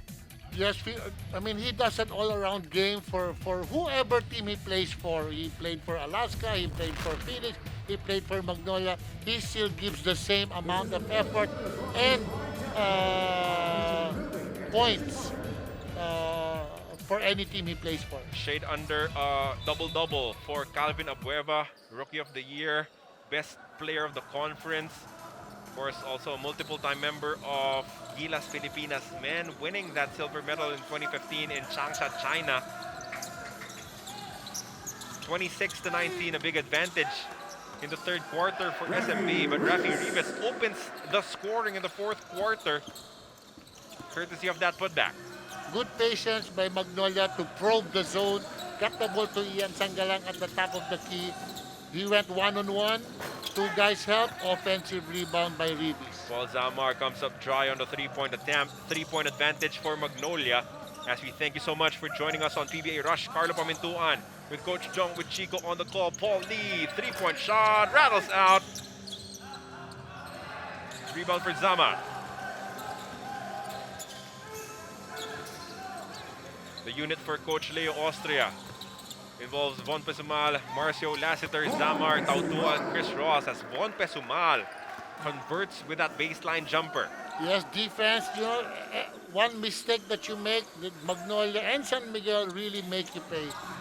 10 points in the ball game for Von Pesumal, filling in that starting role for Terence Romeo. Good response, though, coming from Ian Sangalang. The second time, they're in the zone. He got the ball to Ian, the high post. Ian on one-on-one. 13 points for Sangalang, as he is working towards reaching his average of about 17 points. Ross sends it out. Zamar, the long three. That's good. Big shot coming from the off-the-bench player. Yes, even if there's a challenge by referee Ribis, he was able to make the shot. 70 all. A 3-point shot tying the ball game. There's a mismatch. Ian Sangalang being defended by Chris Ross, and finally they get the ball to him. Ian Sangalang spins into trouble, did not see Moto Tua coming. Yes, good help by Moto Tua. San Miguel was in a zone because they have 4 small. Now they went back to a man-to-man, and they recognized the mismatch of Ian Sangalang on Chris Ross. The ball will stay on the side of SMB with 11 seconds remaining in their shot clock.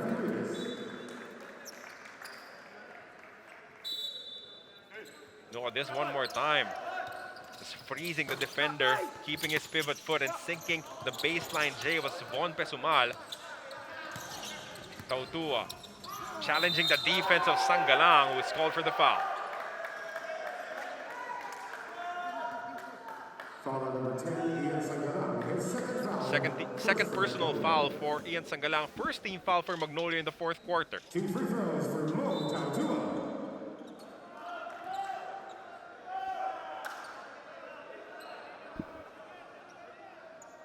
So the presence of Tautua in this ball game is keeping Junmar Fardo fresh. Yes, they want to keep Junmar Fajardo for the last 6 minutes probably of the fourth quarter when they can go to him. Technical foul called against Calvin Abueva, who just checked into the ball game. So it's Marcio taking the technical free throw, and that gives San Miguel Beer the lead. Yeah, I mean, the intentional foul by Gio Halalon, 2 free throws, technical, 1 free throw. Also another technical for Coach Chito Victorero. Mintis nga lang yung Yes. technical free throw nitong si Paul Zamar. As you can see, in terms of efficiency and field goal, Mo Tautua is number 3, 55%. You know, he's coming from the bench at that. So to have that kind of a weapon to replace Junmar Fajardo, you have to love your situation if you're Coach Leo Austria. Yeah, shooting at a high percentage. The minutes that he played, very, very high percentage ang shooting niya, ang scoring opportunity niya. 2 free throws coming up for Ian Sangalang as he draws a foul from Mowala Tautua. Shooting team, Ian Sangalang.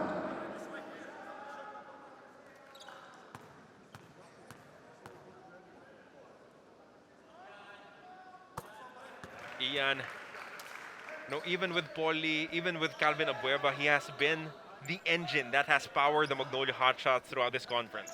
Yes, because it's hard to rely always on the jump shooting by Ian Sangalang or Calvin Abueva's drive to the basket unless it's open or Paulie. But Ian Sangalang is a threat in the post that can make high percentage shots. So switching defense now for Magnolia. Oh, they leave Zamar open. Can't make them pay that time around.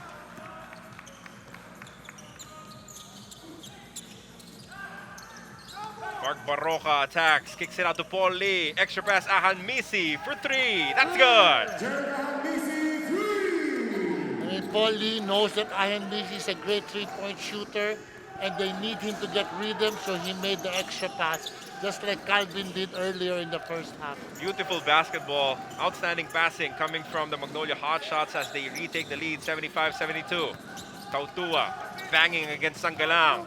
Goes to the baseline. Samar for the tie. That's good. Yes, that's a great bail-out pass and positioning of San Miguel Beer at the right place because Mo turned baseline and Samar just spots up in the corner. The bench producing for both SMB and Magnolia. Sangalang gives the ball up to Barroca. Another 3 on the way. Not there as Tautua picks up the rebound. 4 minutes gone by in our fourth and final quarter. Zamar tests inside. And he comes up empty. Calvin Abueva with a quick attack. Emergency pass to Paul Lee. Long 3. That's good. 3, yes. 3-point shots falling for both teams here in the fourth quarter. The offense opening up. Back to a 3-point lead for Magnolia. Von Pesumal attacks baseline. His pass stolen by Lee. Good anticipation by Paul Lee, which turns into a fast break foul.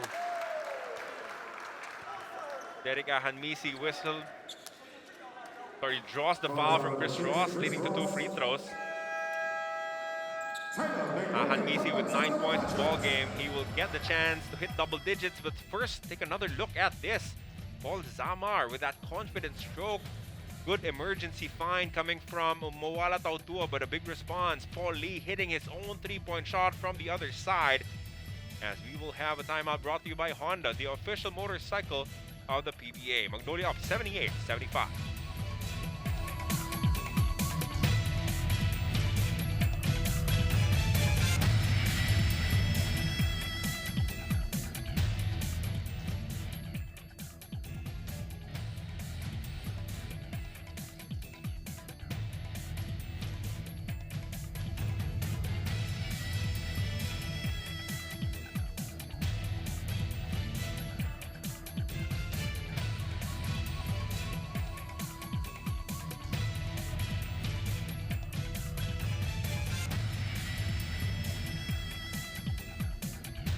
fourth quarter action between the Magnolia Hotshots and the San Miguel Beermen. The winner of this matchup could hope for a possible spot in the top two alongside the TNT Tropangiga. That is if and only if the Meralco Bolts drop their last two games of the elimination round against the NLEX Road Warriors and Barangay Ginebra San Miguel. Meanwhile, Paul Lee did most of his damage from the free throw line in the first half, but now his shots are starting to fall. Yes, off the ball pick, pull-up jumper, and a while ago, the transition three to give Magnolia a 3-point lead. 17 points in the ball game for Paul Lee. 7 here in the second half as Jeric Ahanmisi hits double digits with 10. Career high was 15, scored it against a Terra Firma Jeep where he just exploded from the 3-point range in the fourth quarter. Takes care of both to extend the lead back up to 5 for the Hotshots. Now Junmar, Coach Leo puts in Junmar in the game for a move. Taudua, yep. Marcio Lassiter lights it up from deep. There we go, that heavyweight matchup that we're expecting between these two. It's starting to come now with less than 7 minutes remaining in this ball game. And Paul Lee, counter three. He is fouled for 3 free throws. Every time they run that play, Paul Lee somehow is able to get open, even just a little bit, which like that really wide, open a little bit to get the shot off. Marcio Lassiter could not believe that the foul was whistled against him. But the referee saying that he did not give Paul Lee enough space to land safely. Perfect from the stripe is the lethal weapon. So far in this ball game at 6 of 6 now. And we're guarding so many possibilities, Coach, as we approach the tail end of our elimination round. Sino yung magna-number 2? The ties possible at 6 and 5, or 5 and 6, or 4 and 7. That's multiple ties at that. So I'm sure that a lot of our PBA fans will be writing the scores on a piece of paper to figure out the PBA quotient, because we have a lot of fans who are, addicted to the possible scenarios as we head on to the last couple of game days in our elimination round. Yeah, after today's game, after Wednesday's game, they will really start to see a clearer picture. But now, they're computing every quotient and every scenario that there is. Oh, another 3 for Marcio Lassiter as he's starting to cook here in the fourth quarter. 2 big 3-pointers by Marcio Lassiter. And only a 2-point lead now. You can see 11 of 32 for SMB, 9 of 21. Better percentage, but fewer mix. Paul Lee, 3 on the way. Gone! Paul Lee just runs around, but give credit to his teammates. They look for him, they screen for him, because they know he needs to get going at this time of the fourth quarter. Both teams landing haymakers. Another 3, not this time for Perez as Sangalang colors the board. 5-point edge for the Hotshots. Barroca calling the play. Sangalang now will not force it against Fajardo, looking for Paul Lee. Lethal weapon. Draws the foul for 2 free throws. Chris Ross. That's his third. 14 foul for the Beermen. Look at this handoff to the screen. Lassiter 3, like so many times in the past. And then off the curl, Paul Lee with his own version of the 3. Now he is back on the line as he takes care of that free throw. The best 3-point shooters, Banal, Lassiter, Semerad, Ramos, and Montalvo. But in terms of volume, you would say that Marcio Lassiter will take and has hit the most number among these five. Yes, he's been a three-point shooter since before, and he takes a lot of three-pointers, and to shoot 44% in the 3 points is for Marshall Lassiter. Taking a lot of shots is very high. Pinanganak na shooter, coach. Yes, wala ka na magagawa. Yan na yan eh. Yeah. He has been that way ever since the start of his career. As Lassiter will call the timeout as he was being pressured by the defense of Paul Lee. 88-81, a 7-point advantage for the Magnolia Hotshots. Pambansang Manok, timeout, SMB. This timeout is brought to you by Honda, the official motorcycle of the PBA.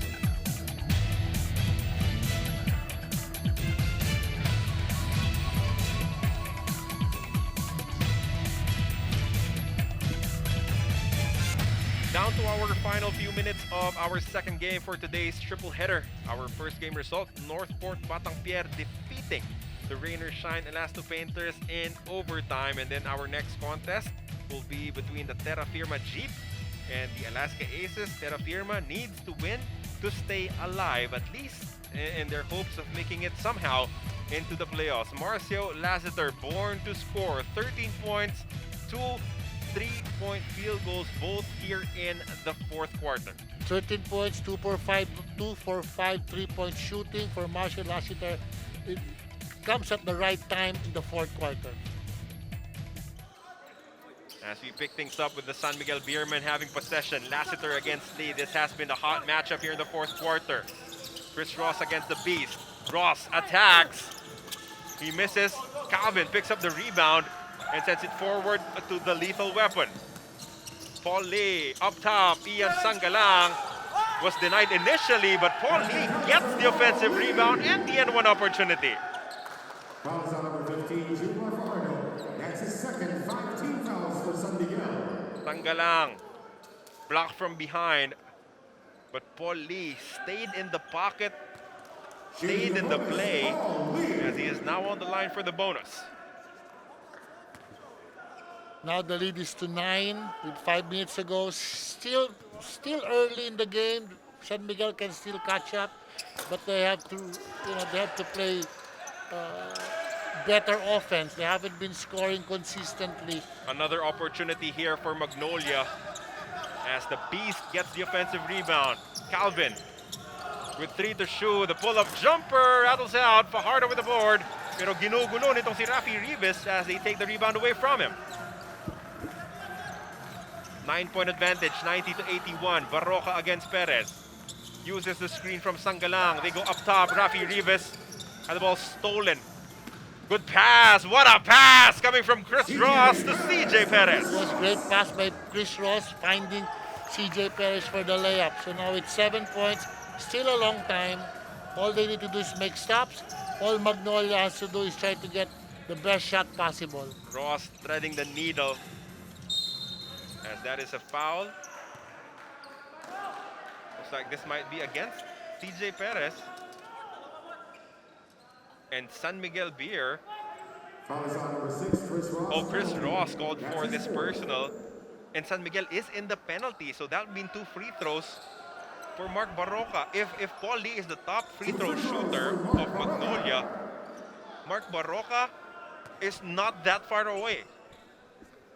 That's why this guard lineup that they have, Barroca and Paulie, they're such lethal because they all can shoot free throws in the end game. Steady PGs, surely Paul Lee and Mark Barroca combined for 23 points, 6 rebounds, 13 assists. Decent numbers from the field, almost perfect from the stripe. Everything you need from a point guard, you will get from these two. Yes, that's why ang ganda ng lineup ni Coach Chito in terms of their guard rotation. Back to a 9-point lead for Magnolia. 92-83. CJ Perez attacking. The one-hander won't work. will stay with the San Miguel Beermen. Coach Jong, are the Beermen forgetting to involve Fajardo at this stage? It could be. It could be also that um, Junmar is also being defended very well. He can't get the right position. But now they get the ball to him. Great double team by Ian Sangalang. Paul Lee ahead. Layup is good with a foul against Arwin. You see the observation that you made when Junmar Fajardo gets the ball every once in a while, he will want to score. But if they have been given, here's the layup and a foul. So, parang nanggigigil si Junmar kasi minsan lang nakakuha ng bola eh.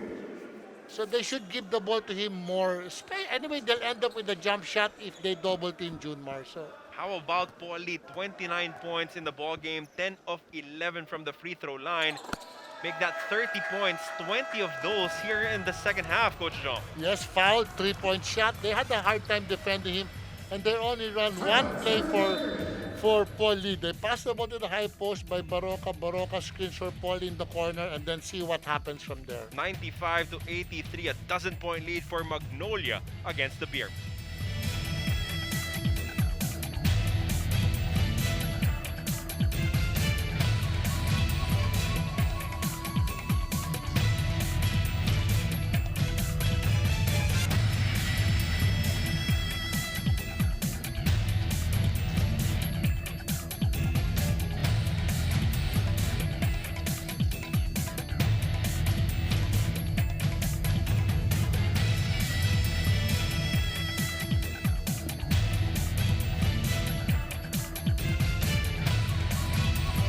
San Miguel Beermen are facing a double-digit disadvantage. They still have enough time, but they need to figure things out sooner rather than later against the Magnolia Pambansang Manok Hotshots, who are in a good flow offensively thanks largely to the efforts of the lethal weapon, Paul Lee.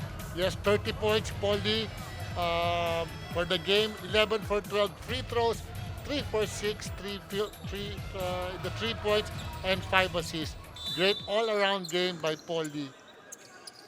Again, we thank you for joining us on PBA Rush, and for everyone watching on the stream on Facebook, thank you for joining us. 45,000 viewers on Facebook locked in eager anticipation of this matchup sa pagitan ng Magnolia at San Miguel Beer. And they're being entertained by the superb game by San Miguel and Magnolia. Still 3.5 remaining in this ball game.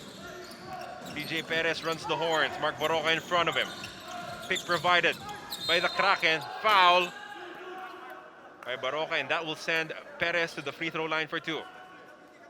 Rocking foul on number 14, Mark Baroka. His second foul, 2 for the Hotshots. DJ Perez off the bench has 19 points, 7 rebounds, 3 assists, 6 of 17 from the field, but he misses the first free throw. SMB is 8 of 13 from the free throw line. Magnolia is 19 of 23. 19 of 23. That's a lot. High percentage. 82% from the stripe. And you get a decent number of attempts, and Yes. you shoot that well. Those are easy points already. Yeah. Especially with Paul Lee taking a lion's share of them, 11 of 12 for the lethal weapon. Baroka uses the Sangalang screen. Looking for Rafi Rivas. 3 seconds to shoot. Rivas loses grip on the ball, and the ball will stay on their side. Rivas, I think, got clocked on the face there, and Mark Baroka will call a timeout for him. The team captain of the Magnolia Hotshots trying to shake it off. 2 minutes and 47 seconds remaining in this ball game. Oh, might have gotten poked in the eye kasi parang naluluha itong si Rivas. Oh, yun. Ayun. Friendly fire. It was Calvin Abueva, actually. Yes. You can see the left eye was red kay Rafi. Mukhang nasundot talaga. That was an accidental eye poke. It's something that we've seen quite a bit coming from Magnolia. Parang nagkakabanggaan yung teams, causing cuts. You know, Paulie ran into the back of Rafi Rivas. But sometimes with your intensity, it just happens. Accidents simply happen. Yes, especially in that way when they needed the rebound, Yep. so everybody, all the blue shirts were there. Some contact is going to happen. 9.8 on the shot clock for Magnolia. Barroca with the inbound to Sangalang. Oli against Ross, now against Junmar. The long two for Paul. Oh, he is on automatic.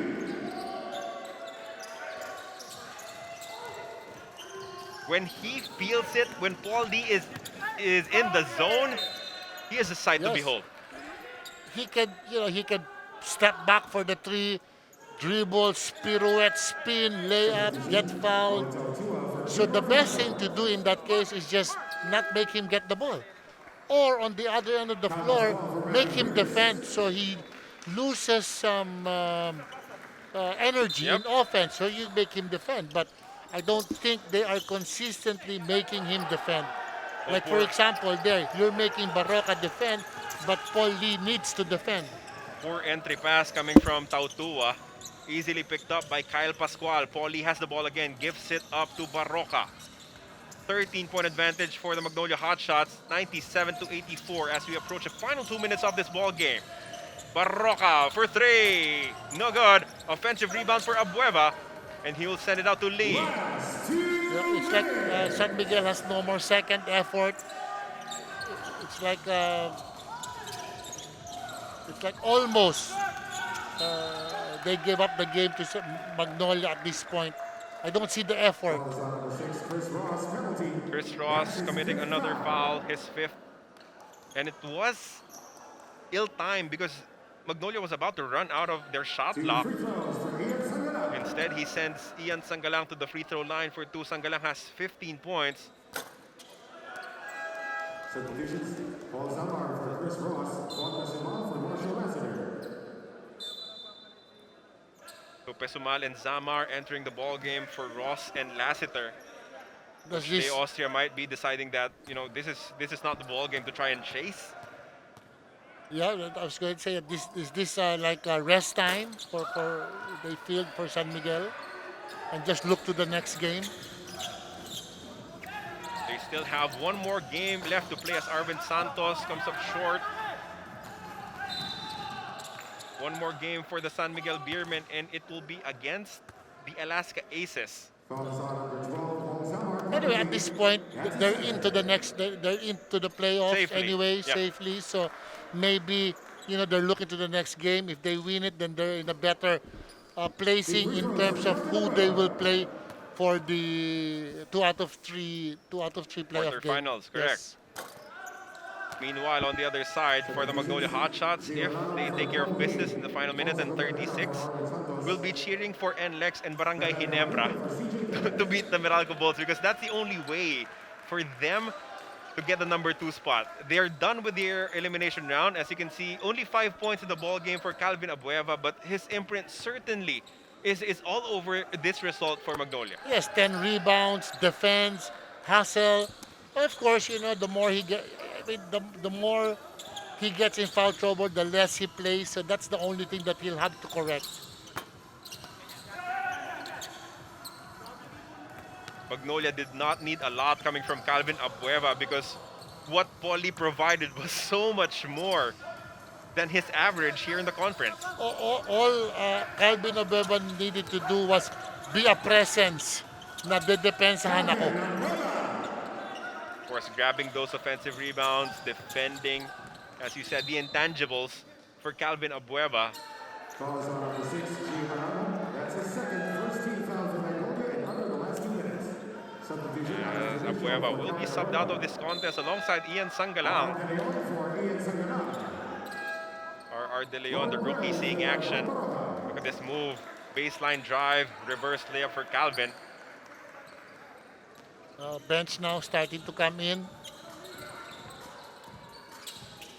And just imagine what would have happened if somehow Magnolia avoided that meltdown against Meralco where they were up by 13 points in the final 2 minutes only to lose it at the buzzer against Chris Newsom. They would have been, they would In have the been top there. two easily, Yes, yep. the top two easily. And think about this, same thing with Northport. If they had That's also true. one, two of those heartbreakers, they would have been also somewhere, an automatic. And with the number of close games, coach, we've had, especially after the PBA restart in Pampanga, sobrang dami nung games that went down to the wire. Yeah. Some Yeah, were decided at the buzzer. Right. 3 free throws for Paul Zamar. So yeah, Northport would just look back, because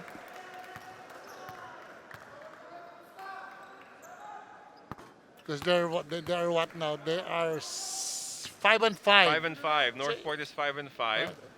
So if they won those two of those heartbreakers, they would have been 7. Not at the top 2, but they'll at least be in the playoffs right away. Now they're still tied for the playoff.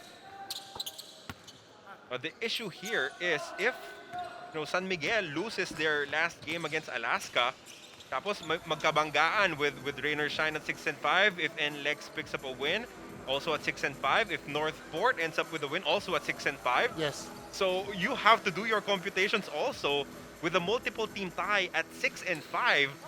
Kasi isa dun sa mga teams na yun, coach, mahuhulog sa number 7 spot. Totoo yan. That's it. So, Fidel Mangonon will have A lot of work. We'll have a lot of work to do. Yeah. So they missed out on this chance. SMB will assure themselves of a best of 3 at least. If they win their last game against the Alaska Aces.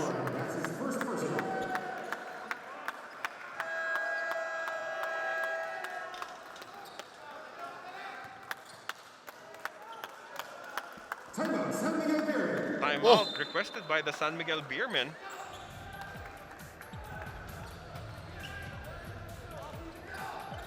Maybe he's playing quotient. Is there a possibility? They can't coach because 8-3 is the final, would be the final tally of Magnolia. Magnolia, so and they won't SMB be included.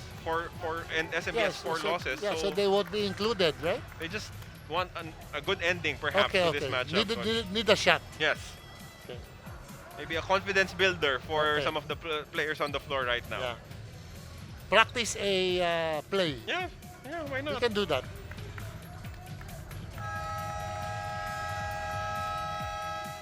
San Miguel Beermen will have one more opportunity to bounce back as they will take on the Alaska Aces. Sayang naman daw yung timeouts, coach. You can bring them to the next game. Might as well use them Yeah, here. but you want to go home already. Brutal honesty coming from Coach Jong. So, Coach, 4 games remaining after this game day. Again, we have Alaska versus Terra Firma. Tapos yung mga natitirang laro natin, Meralco versus NLEX, Meralco versus Ginebra, Alaska Northport, Alaska SMB. So that might mean, depending on the way the PBA schedules it, that might mean back-to-back games for both Meralco and Alaska next week. Yes, next week. And if there are ties in the game, in the standings, and then they'll have to play again. Possible knockout Yes. for 8 and 9. That's the only knockout game that we're playing. Lahat Okay, that's right. will be Automatic, broken through the broken. PBA Alright. quotient except for a tie at number 8 and number 9. And the Magnolia Pambansang Manok Hotshots emerge victorious in this one. They break away in the 4th quarter and pick up a 100-90 victory against the San Miguel Beermen. So the final win-loss tally at the end of the elimination round for Magnolia is 8 wins against 3 losses. Still an impressive elimination round for Coach Chito Victolero and the rest of the Hotshots. Yes, 8-3, great standing, whether he makes it to the top 2 or not. Our next level player of the game, undoubtedly, is Paulie with 32 points and 5 assists. And it is brought to you by Honda, the official motorcycle of the PBA. Unbelievable stats for Paul Lee, 32 points, 11 points on the free throws. 22 in the second half. And he led the breakaway for Magnolia as they dominated in the second half to make sure they will advance into the playoffs with another victory, a big one against the San Miguel Beermen. We will be talking to our winning head coach and our best player of the ball game in just a little bit. Again, take another look to appreciate where the teams are right now. TNT is done, Magnolia is done, Rainer Shine is also done alongside Phoenix and the Blackwater Bossing, all done with their with their elimination round schedules. As we're down to our final 5 games, we're sending it over now to our press room with the winning head coach and best player of the game. Good evening and welcome to our post-game interview. Joining us are Magnolia Pambansang Manok Hotshots head coach Chito Victolero and our best player of the game, Paul Lee. Congratulations po on your win. Thank you. Paul, ang ganda ng nilaro mo at ng team ngayon. Ano sa tingin mo yung kailangan nyo pang gawin para lalo kayong mag-improve going to the playoffs? Siguro wala naman na kailangan baguhin dun sa ginawa namin. Overall, offense and defense, sobrang okay yung ginawa namin, yung game plan namin nasunod lahat. And siguro yung pinaka kailangan lang namin gawin is yung pagiging consistent lang namin. Kasi kung nagagawa namin ng isa, 2 beses, 3 beses sa game, bakit hindi namin magawa the whole game? So, for me, yung pagiging consistent lang yung kailangan namin talagang gawin dun sa laro. Okay, Paul. Ano yung personal goal mo tsaka ng team? Yung personal goal ko, unang-una, mabalik ko yung tamang condition ko. Simula nung na-injury ako, parang roller coaster yung laro ko. May araw na sobrang bigat ng pakiramdam ko. Pero yun, kumapit lang ako and continue to work hard para mabalik ko yung condition ko talaga. Thank you, Paul. Coach Chito, finishing your eliminations with a victory and giving yourselves a chance to finish in the top 2. How important is winning this game in building your momentum going to the playoffs? Actually, yan yung pinag-usapan namin eh. Yung game na to is in our hands. Kumbaga, kontrolado namin. And then the game of other teams, that's not in our control. So now, we just try to wait. Nagawa namin yung trabaho namin, nagawa namin yung kung ano dapat namin gawin. And then, kung destiny namin, kung talagang bigay sa amin ni Lord na mapunta kami dun sa top 2 spot, so be it. Kung hindi, we play a very good game and then madadala namin yan sa playoffs. Yun lang naman sinabi ko sa kanila eh. We don't want to think of the result yet. Ayaw muna namin yung kung panalo kami o talo kami on this game. Ang gusto lang namin is to perform on our best on this game. Kasi this is our first una namin to. Actually, this is our playoff game. This is the start of our playoff game. Yun yung pinag-usapan namin. So, thankful ako dahil nag-commit yung mga bata. Talagang binigay nila lahat. Nagtulong-tulong para lang mabigat na kalaban yung San Miguel. Sobrang ang lalim nung talent nila. So, tulong-tulong lang talaga kami sa depensa. Actually, it's our defense. We grind for 48 minutes. And credit to all the players.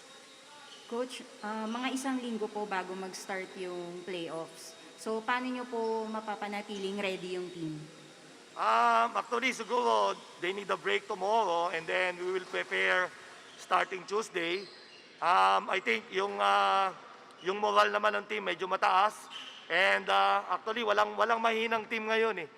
So, we just try to prepare hard kung sino man yung mga katapat namin. And we will respect everybody.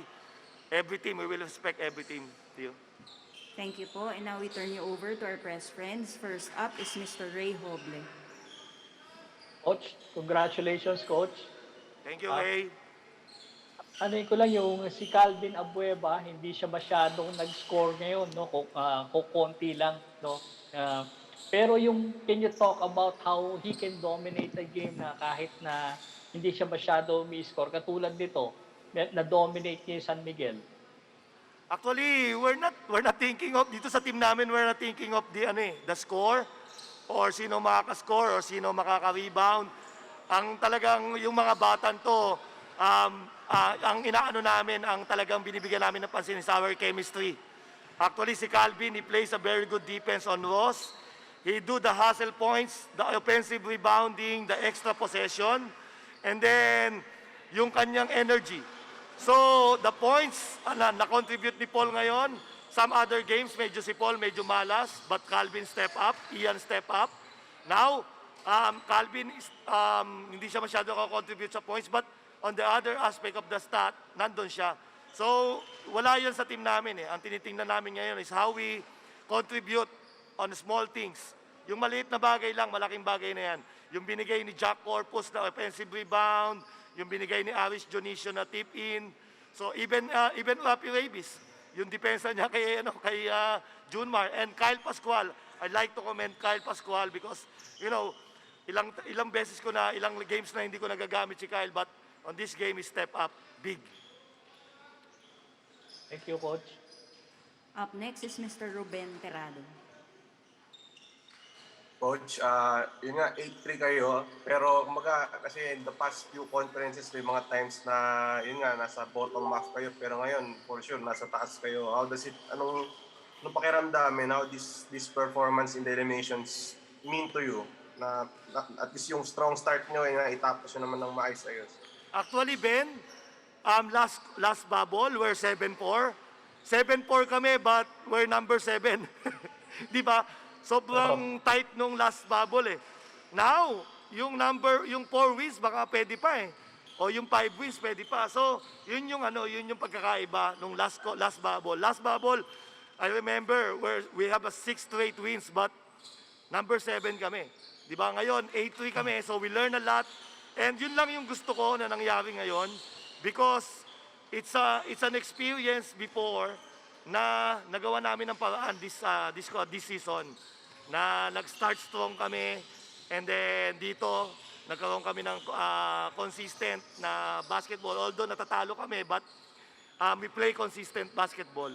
So right now, yun nga, naging maganda. We are 8-3 right now and we try to wait kung anong mangyayari doon sa mga ibang games but I'm very happy doon sa naging achievement namin sa bubble na ito, especially sa elimination. But again, this is only the start. This is only the start, okay?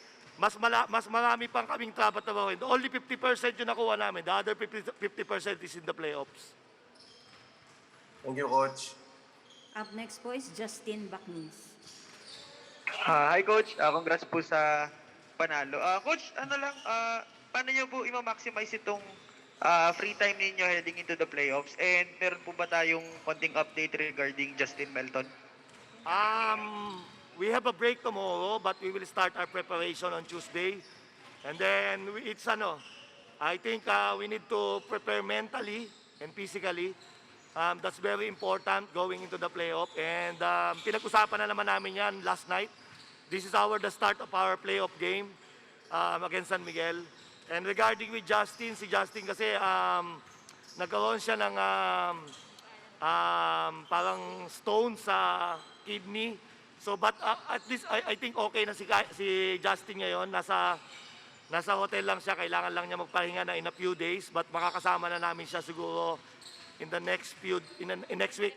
Next week siguro pwede na namin siya makasama. Kailangan lang niya ng konting pahinga pa.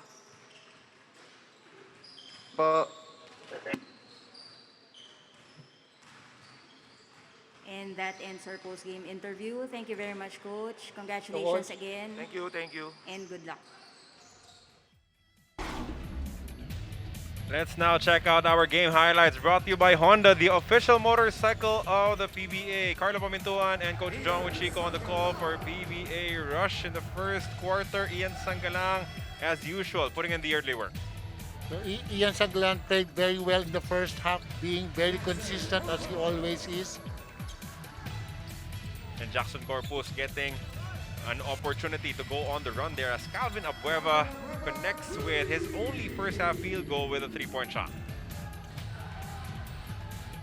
But Calvin doing a little bit of everything else, setting up Kyle Pascual for that easy basket. Kyle did very well for himself on both ends of the floor. Offense, a lot of defense, a lot of physicality with Magnolia leading after the first 12 minutes of action. He probably took Junmar out of the game with his physicality, helped a little bit on offense, so all-around performance by Kyle was excellent.